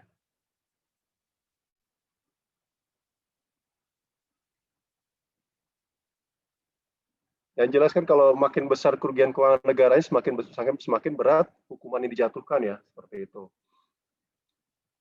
Terus yang terakhir ini sebenarnya terkait ini perdata ya, terkait tadi tuntutan TP sama TGR ya. Di sini juga penting nih, berapa sih misalnya terkait TP, berapa sih yang bendahara harus kembalikan ke negara ya gitu. Atau TGR misalnya terkait mobil dinas gitu ya. Berapa sih harus diganti oleh seorang pegawai yang menghilangkan mobil dinas atau menghilangkan aset dari kantornya ya, seperti itu. Terkait aset ini terutama notebook nih yang banyak nih. Banyakan kan begitu hilang dihapus aja tuh, padahal harusnya kena TGR. Oke, ini metode. Sekarang kita bicara metode ya. Metode ini metode penghitungan kerugian keuangan negara. Tadi mungkin dari teman-teman yang menyajikan Hambalang sudah menyajikan salah satu metode ya. Metode apa? Total loss ya. Jadi seluruh uang yang dikeluarkan oleh negara itu, seluruh pengeluaran itu dianggap sebagai kerugian. Ya. Seperti itu. Tapi sebenarnya metode ini tergantung dengan kasusnya juga. Ya. Jadi nanti saya akan sampaikan ya. Jadi sebenarnya metode banyak sekali ya, tergantung dengan modus-modus operandi atau penyimpangan yang terjadi seperti itu ya. Untuk itu makanya auditor harus melakukan perhitungan kerugian negara berdasarkan bukti-bukti audit, teknik-teknik audit yang tepat ya. Ya kemudian bukti-bukti harus relevan. Ya. Jangan sampai salah menghitung seperti itu. Ini ada berapa ya langkah-langkah menghitung kerugian negara, ada identifikasi penyimpangan yang terjadi ya. Penyimpangan itu harus dilihat. Ini penyimpangan terkait pengadaan, apakah terkait tadi kan. Pertama itu dipetakan ini pengeluaran, penerimaan, kewajiban atau hak. Ya, karena masing-masing berbeda tuh. begitu ngomong pengeluaran, pengeluarannya terkait apa nih? Apakah pengadaan atau yang lainnya? Ya seperti itu. Jadi, nah, begitu ngomong pengadaan, apalagi nih pengadaan, apakah terkait markup, ya, atau terkait pengadaan fiktif, atau pengadaan lainnya. Jadi, semua penyimpangan itu diidentifikasi secara lebih detail. Ya, yang lebih membantu memang tadi ya, kalau klasifikasi fraud di kita itu yang dari ACV sebenarnya lebih tepat, tapi di Indonesia ini kan permasalahannya klasifikasi lebih mengikuti kepada undang-undangnya. Ya. Jadi identifikasi penyimpangan yang terjadi dikaitkan dengan undang-undang tipikornya. Itu yang penting. Karena ini kerugian keuangan negara terkait dengan undang-undang tindak pidana korupsi ya, seperti itu. Nanti diidentifikasi, misalnya kalau pengadaan terkait markup atau ada rekayasa terkait dalam lelangnya seperti itu. Jadi diidentifikasi lebih detail, sangat detail. Kemudian juga transaksi yang terjadinya seperti apa, ya. Jadi transaksi misalnya tadi terkait pengadaan di markup, transaksi yang terjadi seperti apa, ya. Misalnya transaksi itu antara pemerintah dengan swasta, dengan vendor, atau mungkin juga nanti kita identifikasi lagi ternyata dari vendor itu karena yang menang pengadaan ada lagi transaksi kepada pihak-pihak lainnya, ya. Kemudian mengumpulkan bukti-bukti lebih detail lagi, ya. Terakhir menghitung jumlah kerugian keuangan negara. Ini ada beberapa metode ya terkait dengan penghitungan kerugian negara. Tadi ada yang pertama total loss yang mungkin sudah disampaikan oleh kelompok 5 ya. Intinya seluruh pengeluaran yang dilakukan oleh negara itu dianggap sebagai loss ya, sebagai kerugian ya, seperti itu. Kemudian ada kerugian total dengan penyesuaian. Ini mungkin saya kemarin kirim ini enggak ya? Saya ada tulisan dari BPKP, sempat saya kirim nggak ya? Share nggak ya? Sepertinya belum, Pak. Oh, belum ya? Sorry. Berarti nanti saya share deh. Saya kirim ke Mas Nolo aja via WA ya. Ya, Pak. Atau di Google juga ada sih KTN terkait karya tulis ya, dari Widya Suara BPKP. Yang kedua, kerugian total dengan penyesuaian ya. Misalnya, ini secara total pengeluaran sudah dianggap kerugian. Tapi bertambah lagi penyesuaian, apa? Misalnya, saya ambil contoh misalnya terkait kerugian misalnya pengadaan bahan kimia gitu ya kan. Pengadaan bahan kimia ini ternyata tidak dapat digunakan seluruhnya ya. Taruhlah misalnya saya ambil contoh pengadaan pestisida ya. Pengadaan pestisida ini pengadaan kasusnya dulu ya. Makanya sekarang pestisida mungkin udah nggak ada subsidinya lagi ya. Pengadaan pestisida oleh misalnya taruhlah dinas pertanian gitu ya. Ternyata pestisida sudah daluarsa, tidak bisa dipergunakan. Sehingga secara keseluruhan dianggap kerugi. Taruhlah misalnya pengeluaran 1 miliar, berarti semua 1 miliar dianggap sebagai kerugian. Tapi pestisida itu kan nggak bisa dimusnahkan kan, sembarangan. Dia butuh lagi pengeluaran tertentu untuk memusnahkannya. Misalkan ini dianggap sebagai bahan berbahaya ya bagi lingkungan, maka proses pemusnahannya, penghancurannya ada mekanisme butuh pengeluaran tersendiri. Jadi kerugian 1 miliar pengadaan pestisida tadi ditambah dengan tadi biaya pemusnahannya. Kalau biaya pemusnahan ternyata 50 juta, berarti kerugiannya total adalah kerugiannya 1 miliar pengadaan ditambah 50 juta biaya pemusnahannya. Seperti itu. Ya, itu contohnya. Yang ketiga, kerugian bersih. Kerugian bersih ini misalnya tadi, taruhlah misalnya Hambalang itu ya, sekarang si Hambalang benar-benar rugi total karena nggak sama sekali tidak bisa dimanfaatkan. Atau misalnya kerugian yang lain, misalnya terkait, ada banyak kasus di kita, misalnya di KPK itu nangani terkait dengan alat kesehatan gitu ya. Alat kesehatan itu memang rugi ya, ada kerugian. Tapi sebenarnya alat itu masih bisa dimanfaatkan juga. Ya. Atau misalnya, taruhlah kerugian terkait satu pengadaan, tapi istilahnya masih ada scrap value-nya, ya masih bisa dimanfaatkan, itu kerugian bersih. Jadi ya nilai bersihnya aja yang diambil, ya, seperti itu. Masih ada bagian yang masih bisa dimanfaatkan. Kalau harga wajar nih, kebayang ya, ini terutama kalau misalnya terkait dengan markup. Kalau markup itu biasanya ngitungnya dari harga wajar, apple to apple comparison ya. Atau markup itu bisa dihitung dengan dua, harga wajar atau harga pokok. Ya, harga pokok ini mungkin teman-teman Bea Cukai paham juga nih, punya metode penghitungan untuk menghitung berapa sih harga wajar juga ya. Ada di peraturan itu ditentukan, ditambah sekian persen ya, seperti itu. Kalau harga wajar sulit, pakai harga pokok. Berapa sih dia beli gitu? Walaupun sebenarnya ini debatable ya harga pokok, tapi ini harga pokok dipergunakan ya kalau memang tidak ada data lainnya yang bisa dipergunakan untuk menghitung harga wajar, seperti itu. Kalau opportunity cost mungkin paham ya. Ini misalnya mau beli atau sewa ya. Kalau dia beli ternyata sewa lebih murah ya dan lebih banyak manfaatnya ya, berarti ada kerugian di situ ya, opportunity-nya. Kemudian bunga ini sebenarnya di hukum perdata ya.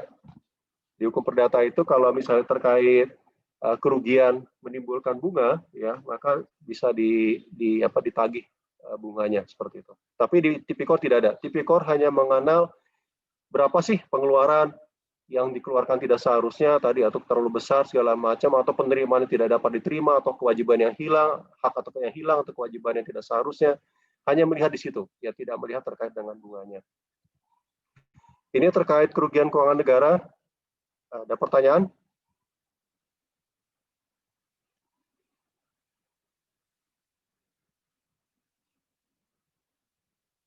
Kalau nggak ada, saya lanjut ke analisis keuangan ya.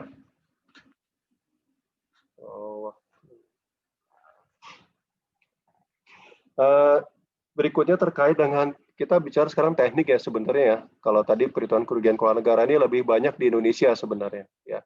Karena apa? Karena di tindak pidana korupsi itu merupakan salah satu unsur ya, unsur pembuktian yang harus dibuktikan dalam tindak pidana korupsi. Kalau di luar negeri mungkin tidak terlalu concern terkait situ ya, terkait hal tersebut ya. Dua teknik berikutnya itu adalah teknik-teknik terkait dengan pembuktian juga ya sebenarnya ya. Yang pertama itu terkait dengan analisis keuangan. Analisis keuangan ini sebenarnya lebih teknik untuk melihat ada red flag atau tidak. Dia lebih kepada indikator sebenarnya untuk menentukan bahwa ini misalnya dalam satu laporan keuangan ada fraud atau tidak, seperti itu ya. Lebih ke arah situ ya. Tapi bisa juga dipergunakan untuk menemukan fraud ya. Sebagaimana kalau sudah dapat audit juga teman-teman ya. Di audit itu kan ada juga analytical procedure ya, prosedur analitis ya, untuk menentukan area-area mana yang menurut kita agak janggal gitu, agak aneh seperti itu ya. Jadi ini analisis keuangan terdiri dari laporan keuangan ya. Itu biasanya kalau teman-teman paham mengenai prosedur analitis di audit ya, ini sebenarnya ya. Jadi analisis terhadap laporan keuangan, rasio analisis itu untuk menemukan hal-hal yang butuh perhatian ya. Area-area mana yang perlu menjadi red flag ya, menjadi indikator bahwa kemungkinan telah terjadi fraud ya, seperti itu. Dan ini sebenarnya penting ya kalau teman-teman terutama nanti di pajak gitu, kalau lagi analisis laporan keuangan, kalau jadi AR, jadi pemeriksa pajak itu harus kuat di sini terkait dengan indikator-indikator dari laporan keuangan ya, seperti itu. Mungkin saya nggak jelasin laporan keuangan ya. Udah dapat juga kan ya dulu ya waktu tingkat 3 atau tingkat 3 ya, masalah ya. Iya Pak, tingkat 3. Terus rasio analisis ini biasa ya, financial ratio analysis segala macam udah ini ya. Terus juga comparing ratio tadi dengan tren ya, itu juga udah biasa. Saya hanya akan jelaskan mungkin terkait dua ini aja ya, Bennis model dan Benford law ya. Mungkin singkat aja, tapi teman-teman bisa nanti googling sendiri, mau cari tulisan-tulisan jurnalis segala macam nih banyak ya, Bennis model sama Benford law ya. Jadi dua analisis ini banyak dipergunakan ya untuk menemukan indikasi adanya fraud. Yang pertama itu Bennis model ya. Bennis model ini sebenarnya ada seorang yang menemukannya, dia membuat semacam mathematical model ya, yang mempergunakan beberapa rasio keuangan, financial ratio ya, dan 8 variabel ya, untuk mengidentifikasi apakah satu perusahaan itu melakukan manipulasi terhadap labanya. Seperti itu ya. Ini dipergunakan untuk mendeteksi adanya fraud di financial statement terutama, seperti itu ya. Ini Bennis model itu ada menghitung M-score namanya ya. M-score itu dari 8 variabel, ada DSRI segala macam, bisa dilihat ya, bisa dibaca teman-teman. Dari sini nanti ada modelnya, bisa di googling nanti, lihat di ini sekarang gampang kan, nggak perlu saya ngasih bahannya, tinggal teman-teman googling aja ya terkait Bennis model ini, gimana cara menghitungnya, ada rumusnya di situ ya. Nanti kalau dapat M-score-nya itu dilihat ya. M-score-nya itu kalau lebih besar dan lebih kecil dari minus 2,22, kalau dia lebih besar itu manipulator ya. Kalau lebih kecil dia bukan manipulator, seperti itu ya. Ini ada salah satu statement ya di beberapa tulisan. Jadi ada dari Cornell University, ya pernah mempergunakan BNS model untuk memprediksi Enron itu manipulasi labanya. Ya. Kemarin kami juga mempergunakan ini, BNS model ini untuk mendetek beberapa BUMN, ya, karena beberapa BUMN ini kita agak-agak ini, kemarin Bu Menteri agak-agak cemas gitu ya dengan BUMN kita, sejak kasus Jiwasraya, kemudian Taspen, sama Asabri ya, Asabri terutama sama Jiwasraya. Jadi kita kemarin melakukan BNS model dan itu menarik hasilnya ya. Kayak Jiwasraya, Asabri itu juga ternyata udah proven dengan BNS model di sini ya. Beberapa BUMN lain nggak perlu saya sebut namanya ya, itu juga sama kita tes proven ya, ternyata emang ada case juga di sana seperti itu terkait dengan manipulasi di labanya seperti itu. Ada banyak juga skripsi, tesis maupun jurnal ya terkait BNS model ini. Silahkan dibaca aja ya. Ini menarik sebenarnya. Kemudian yang kedua Benford Law ya. Benford Law ini sebenarnya first digit law ya. Jadi sebenarnya kalau hasil observasi ya mendistribusi angka-angka yang ditemukan ya dari nomor ada ya. Sebenarnya ini simple aja hukumnya ya. Jadi kalau angka 1 akan lebih sering keluar dibandingkan angka 9. Ya, itu bisa dilihat di grafiknya first digit law ya. Jadi sebenarnya angka 1 lebih sering keluar daripada angka 2 ya. Apalagi dari angka 9 seperti itu ya. Dan itu ada kurvanya ya. Ini juga proven ya berapa kalau kami itu kalau misalnya kita mau ngerjain data yang besar ya. Raw datanya kita uji dulu dengan Benford Law. Ya, ada yang anomali nggak di situ, ada yang aneh nggak terkait datanya. Kalau datanya kurvanya sudah oke, baru kita olah datanya. Jadi kalau teman-teman pakai ACL segala macam ya, pakai audit tools ya, audit tools yang pakai software, selalu tuh kita diminta untuk selalu menguji raw datanya dulu dengan Benford Law. Ini oke nggak datanya? Ya, karena biasanya gini, kalau data itu nggak sesuai dengan Benford Law, biasanya ada manipulasi di dalamnya seperti itu. Ya. Nah, ini dipergunakan untuk menemukan anomali dari data-data yang ada. Ya. Jadi kalau datanya itu, jadi gini, ya walaupun sebenarnya bisa disiasati juga kan, kalau orang memanipulasi data gitu, selesai manipulasi diuji dulu dengan Benford Law, bisa juga kayak gitu sih. Ya. Tapi butuh effort lebih kan pada akhirnya. Sementara beberapa orang sulit untuk melakukan seperti itu. Ya. Ini pernah saya buktikan, proven juga ketika terkait dengan besarnya restitusi PPN yang diberikan ya, ada besar data yang besar gitu, kita uji dengan Benford Law, ternyata nggak match. Dan itu nanti bisa terlihat tuh kalau pakai software data-data mana yang agak aneh gitu. Kita cari raw datanya, baris datanya, kita cek, kita uji, ternyata proven di situ ada masalah di pemberian restitusinya. Ya, kenapa? Karena angkanya agak aneh sebenarnya seperti itu. Ya. Jadi ini bisa dipergunakan deteksi fraud ya, jadi anomali dari angka-angka yang ada. Ini banyak dipergunakan. Salah satu jurnal yang pernah terakhir yang terkait dengan foto yang menarik itu terkait dengan korupsi ketika pembangunan stadion di Brazil ya. Jadi itu jadi kasus yang cukup besar. Kalau teman-teman baca, mungkin ngikutin berita ya. Itu kan Presiden Brazil sampai lengser ya. Ada yang tahu nama presidennya siapa?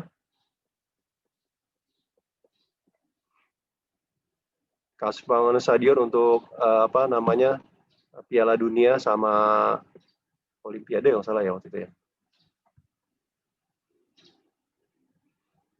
Ada yang tahu nama presidennya? Atau googling dulu?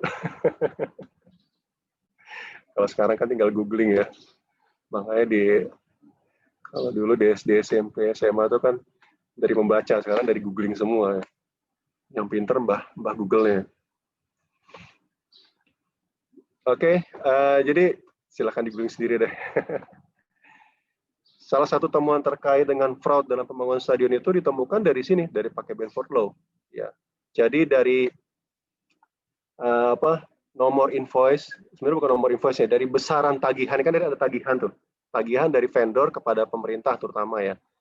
Karena dia pakai percentage of completion, jadi semua tagihan itu dikumpulin setiap termin, nanti ada bukti-bukti jumlah uangnya segala macam ya.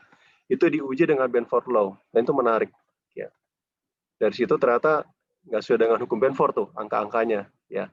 Angka yang anomali itu dicari, ketemu ya. Ternyata begitu diuji lebih lanjut, invoice terkait dengan jumlah yang anomali tersebut itu sebagian besar fiktif gitu, nggak sesuai, tidak benar. Itu banyak sih ini udah banyak proven ya, dan banyak tulisan skripsi. Kakak kelas kalian juga banyak yang pakai ini untuk skripsinya juga ya banyak ya. Jadi sebenarnya ini silakan dicari tulisan-tulisan lebih lanjutnya. Terakhir terkait rekonstruksi akuntansi ya. Habis ini selesai kayaknya. Ini yang paling sulit ya kalau kita bicara tadi, kalau cuma analisis keuangan pakai Benford Law, Baynes model itu istilahnya tinggal data kita masukin, cemplungin ya. Apalagi Baynes model bikin Excel-nya sebentar, cemplungin jadi. Benford Law itu udah banyak ya, pakai Excel juga bisa, ya, pakai ACL berapa software yang ini idea segala macam ya. Itu udah mudah sekali ya pakai itu. Kalau ini rekonstruksi akuntansi yang paling susah nih, ya. Jadi kenapa kita butuh rekonstruksi akuntansi? Ya, saya ambil contoh yang paling gampang gini. Kalau ada kejadian fraud, ingat nggak kasus Enron? Dulu Enron siapa yang presentasi? Kelompok 1 ya. Apa yang dilakukan oleh kantor akuntan publiknya?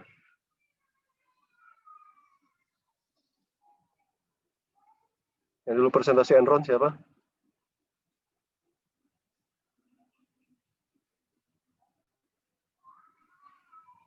Kalau nggak salah ingat dulu kantor akuntan publiknya langsung merevisi opini ya Pak? Bukan, terkait bukti-bukti segala macamnya diapakan? Buktinya gitu. Kalau masalah buktinya dihancurkan sama. Nah itu, ya kan? Buktinya dihancurkan, ya. Di kita mungkin masih jarang ya kasus-kasus terkait financial statement fraud ya. Di Amerika itu sebagai banyak kasus itu paling gampang, paling cepat ya, itu menghilangkan bukti, menghancurkan bukti. Walaupun kalau di kita juga, saya berapa kali ngalamin ya, berapa kasus itu sama. Ya. Saya berapa kali nangani terkait pemeriksaan pajak, terkait dengan kasus importasi, ya segala macam, ya. Itu buktinya dihilangkan. Ya. Kalau ini importasi yang lama ya, kalau sekarang udah pakai CISA, udah semuanya udah paperless ya. Dulu ya masih pakai paper, masih ada dokumen PIB segala macam. Ya, jadi dulu itu dokumennya dihilangkan, dimusnahkan lah. Kalau istilah bea cukai dikelautkan gitu ya kan. Dimasukin ke laut, selesai udah ya. Di pajak saya nangani berapa kali, ya dokumen pemeriksaannya tuh hilang. Dan hilang tidak hanya dokumen pemeriksaan, semua ya, sampai master file hilang. Jadi kalau teman-teman di KPP itu tahu ya, dulu kalau sebelum zamannya PPDDP itu, atau sempat ngalami atau tidak ya, dulu ada seksi disimpan di gudang berkas, itu satu bundel semua, ada data master file ya, semua sampai dengan data-data anak-anak berkas SPT segala macamnya, ya itu dihilangkan. Tapi ini kasus lama ya. Kalau yang sekarang itu, ya alhamdulillah dengan teknologi itu masih ada lah ya, berkasnya, arsipnya di sistem gitu. Walaupun saya nggak pernah ngalami lagi ya, di sistem datanya dirubah, ya laporannya itu diganti. Ya, untungnya ada lognya itu aja. Jadi sebelum ngambil data dari sistem, lihat dulu lognya, pengalamannya. Ya, bisa jadi begitu, wah datanya masih ada nih, backupnya di sistem. Ternyata data itu sudah diganti. Ya. Jadi sebelum kita ngambil data itu, pastikan di lognya tidak ada perubahan dalam data tersebut. Ya, seperti itu. Karena saya ngalami sendiri, di satu instansi, kemudian data itu sudah dimasukkan di sistem, ya. Oh, kita alhamdulillah datanya ada. Tapi sebelumnya kita pastikan dulu di lognya. Ternyata begitu dicek di lognya, data itu diupload kembali sehari sebelum kami datang. Ya. Jadi sebelum kami minta datanya itu sudah diupload, diganti semua datanya, disesuaikan. Ya. Disitulah fungsinya apa? Digital forensik. Ya. Digital forensik selesai, demo apapun silakan lah seperti itu. Ya. Jadi ini rekonstruksi akuntansi ini mungkin di kita masih jarang ya, tapi di Amerika biasa. Ya. Kalau di Amerika itu begitu, walaupun di kita juga sering ada yang mencurigakan begitu ada kasus atau gedung kantornya kebakar gitu ya. Saya nggak menyebut institusi lah. Tahun 98 itu salah satu cikal bakalnya DJKN tahun berapa ya, 98 tahun 2000-an itu kebakar tuh, data-data penting hilang semua ya, itulah seperti itu. Tapi saya nggak cerita itulah.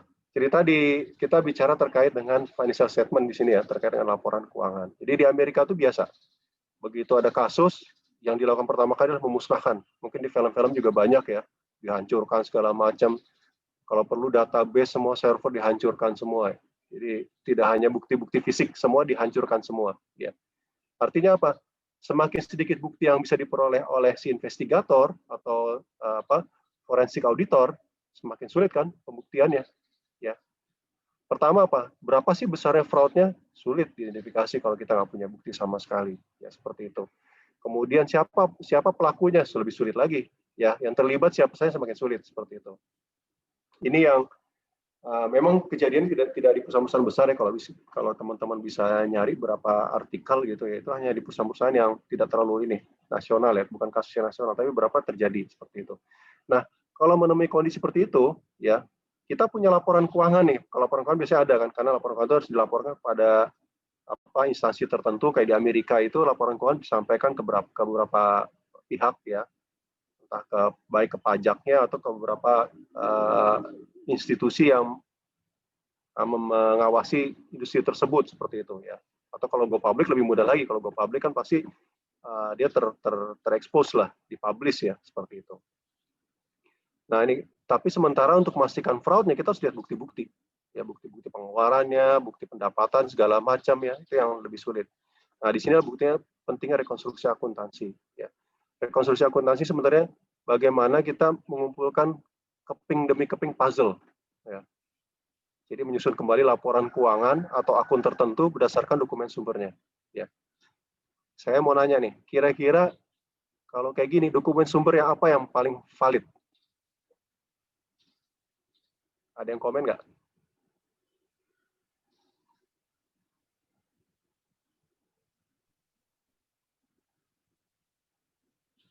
Halo, halo.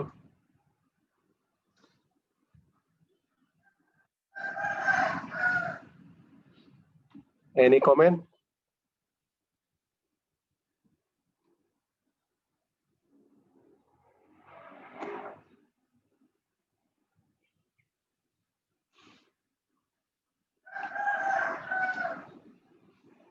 Kalau ini saya ambil contoh yang gampang. Kalau kita bicara bukti audit, bukti yang kuat itu dari bukti dalam atau bukti luar? Dari luar audit. Luar. Nanti udah saya bantu tuh. Kira-kira gimana nyusun dokumen sumbernya? Dari luar, Pak. Ya, kira-kira yang paling utama itu apa? Konfirmasi. Konfirmasi, Pak. Enggak. Source yang paling utama itu apa kira-kira?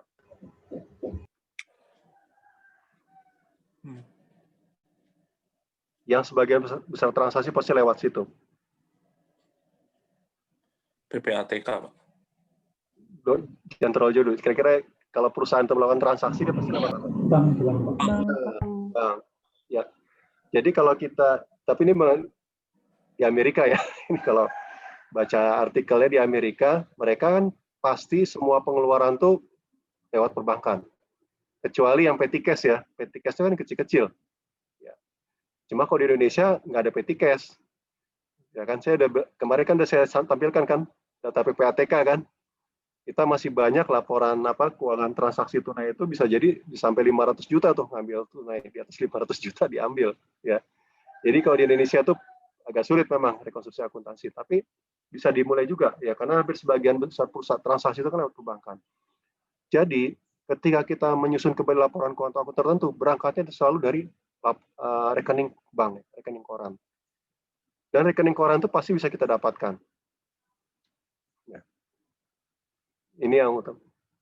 Bahkan dia tersimpan, ya kalau di Indonesia itu hampir 30 tahun. Ya. Karena ada beberapa kasus yang disidik oleh KPK itu, mereka bisa dapatkan data rekening koran itu sampai tahun 2000-an. Sampai 20 tahun ya. Sampai 20 tahun mereka dapat datanya. Karena perbankan harus mengkeep datanya, hampir 30 atau 25-30 tahun ya data arsip itu. Karena dianggap sebagai arsip dia. Di-keep selama itu. Jadi sebenarnya kalau kita source utama ketika melakukan rekonstruksi akuntansi itu adalah rekening koran. Kita dan ini PR besar sebenarnya, ya, PR terbesar kita. Dari rekening koran tuh baru tuh, rekening koran kelihatan, ya. Perusahaan membayar kepada siapa dan menerima uang dari siapa. Baru kemudian tuh, jadi nggak langsung ujung-ujung konfirmasi, berangkat dari situ kita konfirmasi satu persatu. Capek emang. Kalau kita melakukan rekonstruksi akuntansi ini pekerjaan yang luar biasa nih, besar apa berat ya. Karena harus ngecek satu-satu ya, pertama dari dari data transaksi rekening koran itu kemudian dikompilasi semua jadi sebuah rangkaian transaksi, siapa pihak-pihak terkaitnya, dilakukan konfirmasi satu persatu ya, kemudian baru dapat ya, seperti itu. Ini pekerjaan yang sangat berat lah ini, seperti itu. Apakah pernah dilakukan? Pernah dilakukan. Tapi di sana, di Amerika, dari Indonesia sih belum pernah ya. Atau saya kayaknya belum ada deh yang ini. Saya nggak pernah ngobrol dengan seorang teman yang di EY juga jarang melakukan ini. Seperti itu ya. Ini tujuan utamanya adalah tadi ya, memastikan fraud yang dilakukan ya. Satu itu. Kedua, kemudian besarnya kerugian yang terjadi. Berapa sih kerugiannya, seperti itu ya. Ini yang dilakukan dari rekonstruksi akuntansi. Saya kira itu aja. Ada pertanyaan terkait 3 hal ini? Benford Law baca sendiri ya. Kalau mau tertarik itu banyak tulisan, tinggal di googling. Ini kan lagi, kalau misalnya lagi buka notebook, googling aja sendiri. Ya, Benford Law terkait dengan how to detect fraud with Benford Law, itu ada tulisannya bagus itu, ada jurnalnya juga. Kemudian using Baynes model, ada banyak ya. Itu aja dari saya. Jadi ini sebenarnya kalau menarik itu gini tuh, apa namanya, dari DJP juga punya inisiatif, misalnya DJP misalnya pengen tahu kepatuhan wajib pajak, sekali-sekali pakai metode ilmiah dong, ya kan? Di sini yang DJP banyak kan ya. DJP misalnya, kita pengen tahu kepatuhan wajib pajak, bukan dari pembayarannya, kita pengen tahu, benar nggak sih laporan keuangannya? Pakailah Baynes model, ya, sekali-sekali. Jadi lebih, apa namanya ya, ilmiah dikit gitu. Oh, dari pakai Baynes model, ternyata begini-begini. Sambil, atau gini, dari 100 wajib pajak yang dilakukan penyidikan tindak pidana perpajakan, dicek dengan Baynes model. Proven atau enggak, gitu. Atau misalnya dari 100 wajib pajak yang terdapat koreksi pemeriksaan sangat besar, dicek dengan Baynes model, proven atau tidak. Kalau proven, diperluas lagi terhadap 1000 pembayar pajak terbesar, dicek pakai Baynes model. Itu kan bisa. Jadi ya saya pernah ngomong gini soalnya, tapi ya nggak ditanggepin, ya udah amat. Tapi saya banyak berharap kepada yang muda-muda, kita mulailah pakai cara-cara yang kalau istilah saya itu scientific. Ya, banyak kok. Benford Law kita pakai, ini kita pakai. Jadi nggak lagi pakai, sorry ya, DJP, Bea Cukai itu, saya Bea Cukai nih, Bea Cukai itu kan dia pakai importir berisiko tinggi namanya IBT. Tapi begitu kita lihat, nanti kita bahas di pertemuan akhir nih. Besok ya, terkait fraud di pertemuan akhir nggak salah. Besok itu pencegahan. Kalau Anda pakai tadi manajemen risiko, terutama berisiko tinggi, apa yang berisiko tinggi? Kan pasti fraudnya. Tapi mereka sendiri nggak menjabarkan fraud itu secara lebih detail. Dan pergunakan misalnya fraud assessment gitu, seperti itu. Saya coba. Nanti kita bahas di pertemuan terakhir itu. Ya. Jadi lucu gitu, saya kritis sih waktu itu. Anda menentukan importir berisiko tinggi dari apa? Dari kemungkinan dia melakukan fraud di sektor kepabeanan, kan, melakukan tindak pidana kepabeanan atau melakukan pelanggaran, penyimpangan atau fraud lah bahasa ininya, penyimpangannya. Ya. Anda menerapkan apa untuk menentukan itu? Metodenya apa gitu? Nggak jelas, ya kan? Sementara untuk itu ada namanya fraud risk assessment, ya, untuk mengakses terkait risiko fraud atau risiko penyimpangan. Itu metodologinya yang bisa dipakai di bea cukai, bisa dipakai di pajak, bisa dipakai di mana-mana gitu kan. Ya, itu. Jadi banyak hal sebenarnya hal-hal yang kita tuh kurang ini ya, memperhatikan metodologi yang bagus-bagus yang bisa dipakai oleh satu institusi ya. Tapi kita akan bahas di pertemuan terakhir nanti terkait fraud risk assessment ya. Itu salah satu tools yang juga luar biasa ya. Saya sekali lagi mungkin saya hanya memperkenalkan kepada teman-teman ya. Selanjutnya terserah Anda mau cuma jadi sekedar dapat nilai doang di sini atau ke depannya, yang jelas ke depan itu, ini sekali lagi ya, ke depan itu ilmu audit nggak akan kepake lagi. Jadi saya ngomong sekarang, ngomong audit itu nggak kepake, diganti oleh data analitik. Dan lebih canggih, data analitik bisa prediktif. Ada yang belajar DA nggak di sini, data analitik? Data analitik itu bisa melihat yang lampau, yang sekarang, dan yang ke depan. Auditor bisa nggak? Nggak bisa. Menemukan anomali dengan sistem lebih cepat sekarang. Nggak perlu diaudit lagi. Ya kan? Audit itu sebenarnya menemukan anomali. Ya. Jadi, kalau kita bicara Anda sebagai akuntan, Anda harus cari tuh, apa sih yang bisa ke depannya bisa terus terpakai gitu ilmunya. Yang jelas kan kalau profesi-profesi yang akan hilang itu salah satunya akuntan kan. Nyusun laporan keuangan, gitu udah hilang semua tuh. Semua diganti oleh sistem. Yang 30 tahun lalu, itu profesi yang paling bergengsi. Sama kayak di Amerika itu, sana tuh lawyer, accountant. Ya. Tapi sekarang hilang semua, turun semua tuh. Dokter masih ya, tapi akan hilang. Akuntan diganti dengan data mining, data scientist, terkait data analitik semua diganti. Itu yang akan naik semua.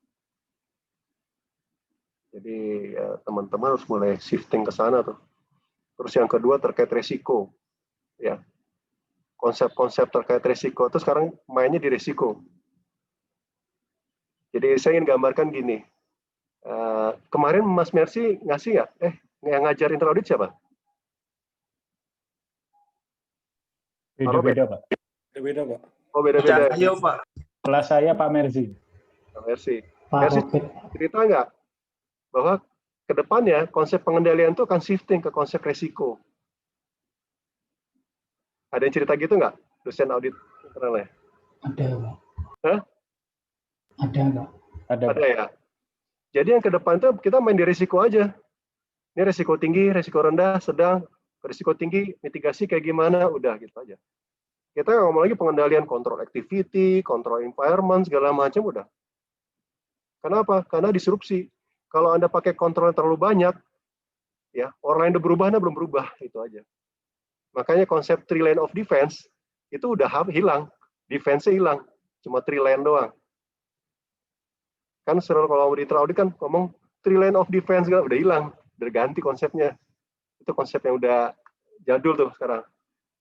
Digantikan konsep yang baru 2020 three line doang, model 3 lini. Kenapa? Konsep pertahanan udah hilang. Artinya apa? Karena kalau pakai konsep pengendalian, terlalu banyak pengendalian, menyebabkan manajemen tidak leluasa. Di era disrupsi kayak gini, Anda harus leluasa. Anda harus bebas saja, ngambil keputusan bebas saja. Yang penting apa? Resikonya, pertimbangan risikonya harus matang. Itu aja, gampang aja. Ya, jadi, ke depan itu akan banyak main di risiko.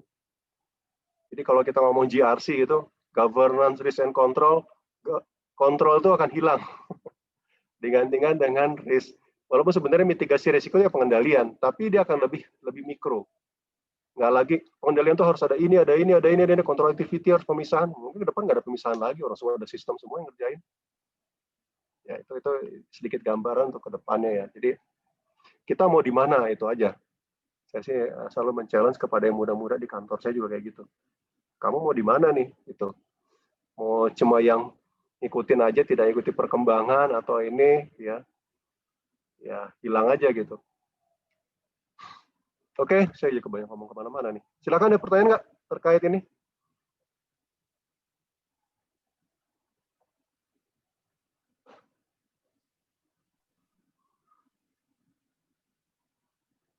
Kalau nggak ada,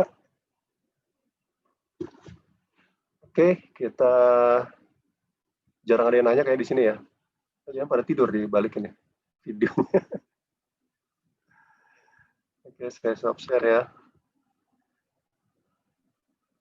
Oke, tuh pertemuan pekan depan kita tinggal 2 pertemuan lagi, nggak salah ya? Siapa? Tinggal 2 lagi, Pak. Lagi pekan depan tuh kita bahas terkait pencegahan. Memang pencegahan saya taruh di belakang biar kita paham dulu semuanya gitu ya. Kemudian terakhir adalah kita bahas terkait fraud risk assessment ya. Ini sebenarnya apa ya, tools kedepannya akan kuat itu fraud risk. Ya. Saya sering sampaikan ya, fraud itu nggak akan pernah hilang. Kalau fungsi administrasi akan hilang. Ya. Tapi fraud auditor atau investigator itu nggak akan pernah hilang. Audit investigasi nggak akan pernah hilang. Karena karakter manusia itu ya pasti ada yang melakukan fraud gitu ya kan. Pasti ada ya, karena manusia itu tadi kan tempatnya yang aneh-aneh di manusia lah. Jadi kita ngomong manusianya itu nggak akan pernah hilang. Kalau audit laporan keuangan someday akan hilang itu. Entah opini lama-lama sama kayak dokter loh. Dokter itu kan udah pernah nonton ini ya, apa salah satu di YouTube tuh ada tuh ya, The Future of Medicine ya. Dokter tuh akan hilang karena apa? Ya badan kita di scan aja ya, nanti dari scan itu nanti ada komputer yang mengevaluasi semuanya ya, hasil pemeriksaan darah segala macam, dan lebih akurat dibandingkan dokter gitu. Karena dokter sendiri kan ketika mendeteksi menentukan penyakit kita, dia juga pakai metode ilmiah juga. Gejala ini, oh ini sakitnya, ini sakitnya. Tapi dengan komputer lebih valid malah ke depannya. Apalagi dengan artificial intelligence ya. Jadi itu yang nanti ke depan terkait fraud risk bisa pakai IT. Nanti saya akan cerita. Ya. Saya sudah studi banding ke Mandiri, ke BNI, ke berapa ini terkait fraud risk ini menarik sebenarnya. Ya. Jadi kalau risiko lain itu mungkin bisa kan risiko itu hampir semua nanti akan shifting ke risiko IT. Ya kan? Semua itu akan diganti dengan IT semua kok. Ya, risiko IT itu ya kalau teman-teman pelajari ya ITRM itu IT Risk Management ya. Kalau mau baca silahkan di-download COVID ya, COVID terkait ITRM. Di Google sendiri deh, baca mengenai COVID ITRM. Itu teman-teman bisa pelajari risiko IT-nya. Yang menarik di ITRM-nya COVID, nggak nyebut-nyebut risiko IT fraud itu. IT fraud risk nggak ada. Artinya apa? Karena IT fraud risk itu ada di human factor, bukan di sistem. Ya, itu yang menarik. Nah, ketika kita ngomong fraud, kita pasti akan ngomong manusia, bukan sistemnya yang bermasalah, manusianya yang bermasalah. Ya. Jadi ketika risiko semua itu akan shifting ke risiko IT, risiko fraud akan tetap ada sampai hari kiamat, sampai manusia itu hilang semua, baru hilang fraudnya. Saya kira itu aja dari saya. Terima kasih atas perhatian. Terima kasih pada kelompok 5 yang sudah presentasi terkait Hambalang. Untuk tugas pekan depan itu mungkin kita nggak kasus lagi ya. Simpel aja tugasnya. Besok terakhir kelompok berapa ya? Kelompok 6? Siap, terakhir kelompok 6, Pak. Kelompok 6 tuh gini. Tugasnya tuh simpel aja ya. Pertama itu, di sini campuran sih ya, tapi silakan lah. Ini kan Kementerian Keuangan semua ya. Tapi ini saya tulis, tapi gambarnya seperti ini. Silakan nanti dari kelompok 6 ya tentukan satu kegiatan ya di Kementerian Keuangan, terserah mau apa aja. Mau di pajak pemeriksaan pajak kah, atau di bea cukai terkait pemeriksaan barang atau apa segala macam, atau misalnya terkait pengadaan pun nggak apa-apa, nggak masalah ya. Dari situ ya kemudian identifikasi pencegahan yang dilakukan di instansi tersebut terkait kegiatan tersebut. Ya. Itu yang kedua. Yang ketiga, tadi kan pertama pilih kegiatannya, kedua identifikasi pencegahan yang telah dilakukan, ya apa saja dijelaskan di situ. Yang ketiga, risiko-risiko fraud apa yang ada dalam kegiatan tersebut, ya. Atau dibalik juga apa? Yang pertama itu kegiatan yang ditentukan apa, kemudian risiko fraudnya apa aja. Yang terakhir adalah mitigasi dan bukan mitigasinya ya. Jadi kegiatan pencegahan yang sudah dilakukan. Jadi kalau yang belum dilakukan jadi masukin di situ ya gitu. Baru yang keempat tuh mitigasi yang paling relevan terkait risiko fraud tersebut. Ya. Kalau mitigasi kan suka-suka kita, tapi kalau kegiatan pencegahan sudah ada tuh ya benar sudah ada aja gitu. Kalau nggak ada ya jangan ditulis ada gitu. Kira-kira itu tugas untuk pekan depan untuk kelompok 6 ya. Nggak bicara kasus lagi, kita bicara sekarang di Kementerian Keuangan. Oke, itu aja dari saya. Terima kasih ya. Sebentar saya cek portal. Oke, udah. Oke, itu aja. Terima kasih. Assalamualaikum warahmatullahi wabarakatuh. Waalaikumsalam warahmatullahi wabarakatuh. wabarakatuh. Terima kasih Pak.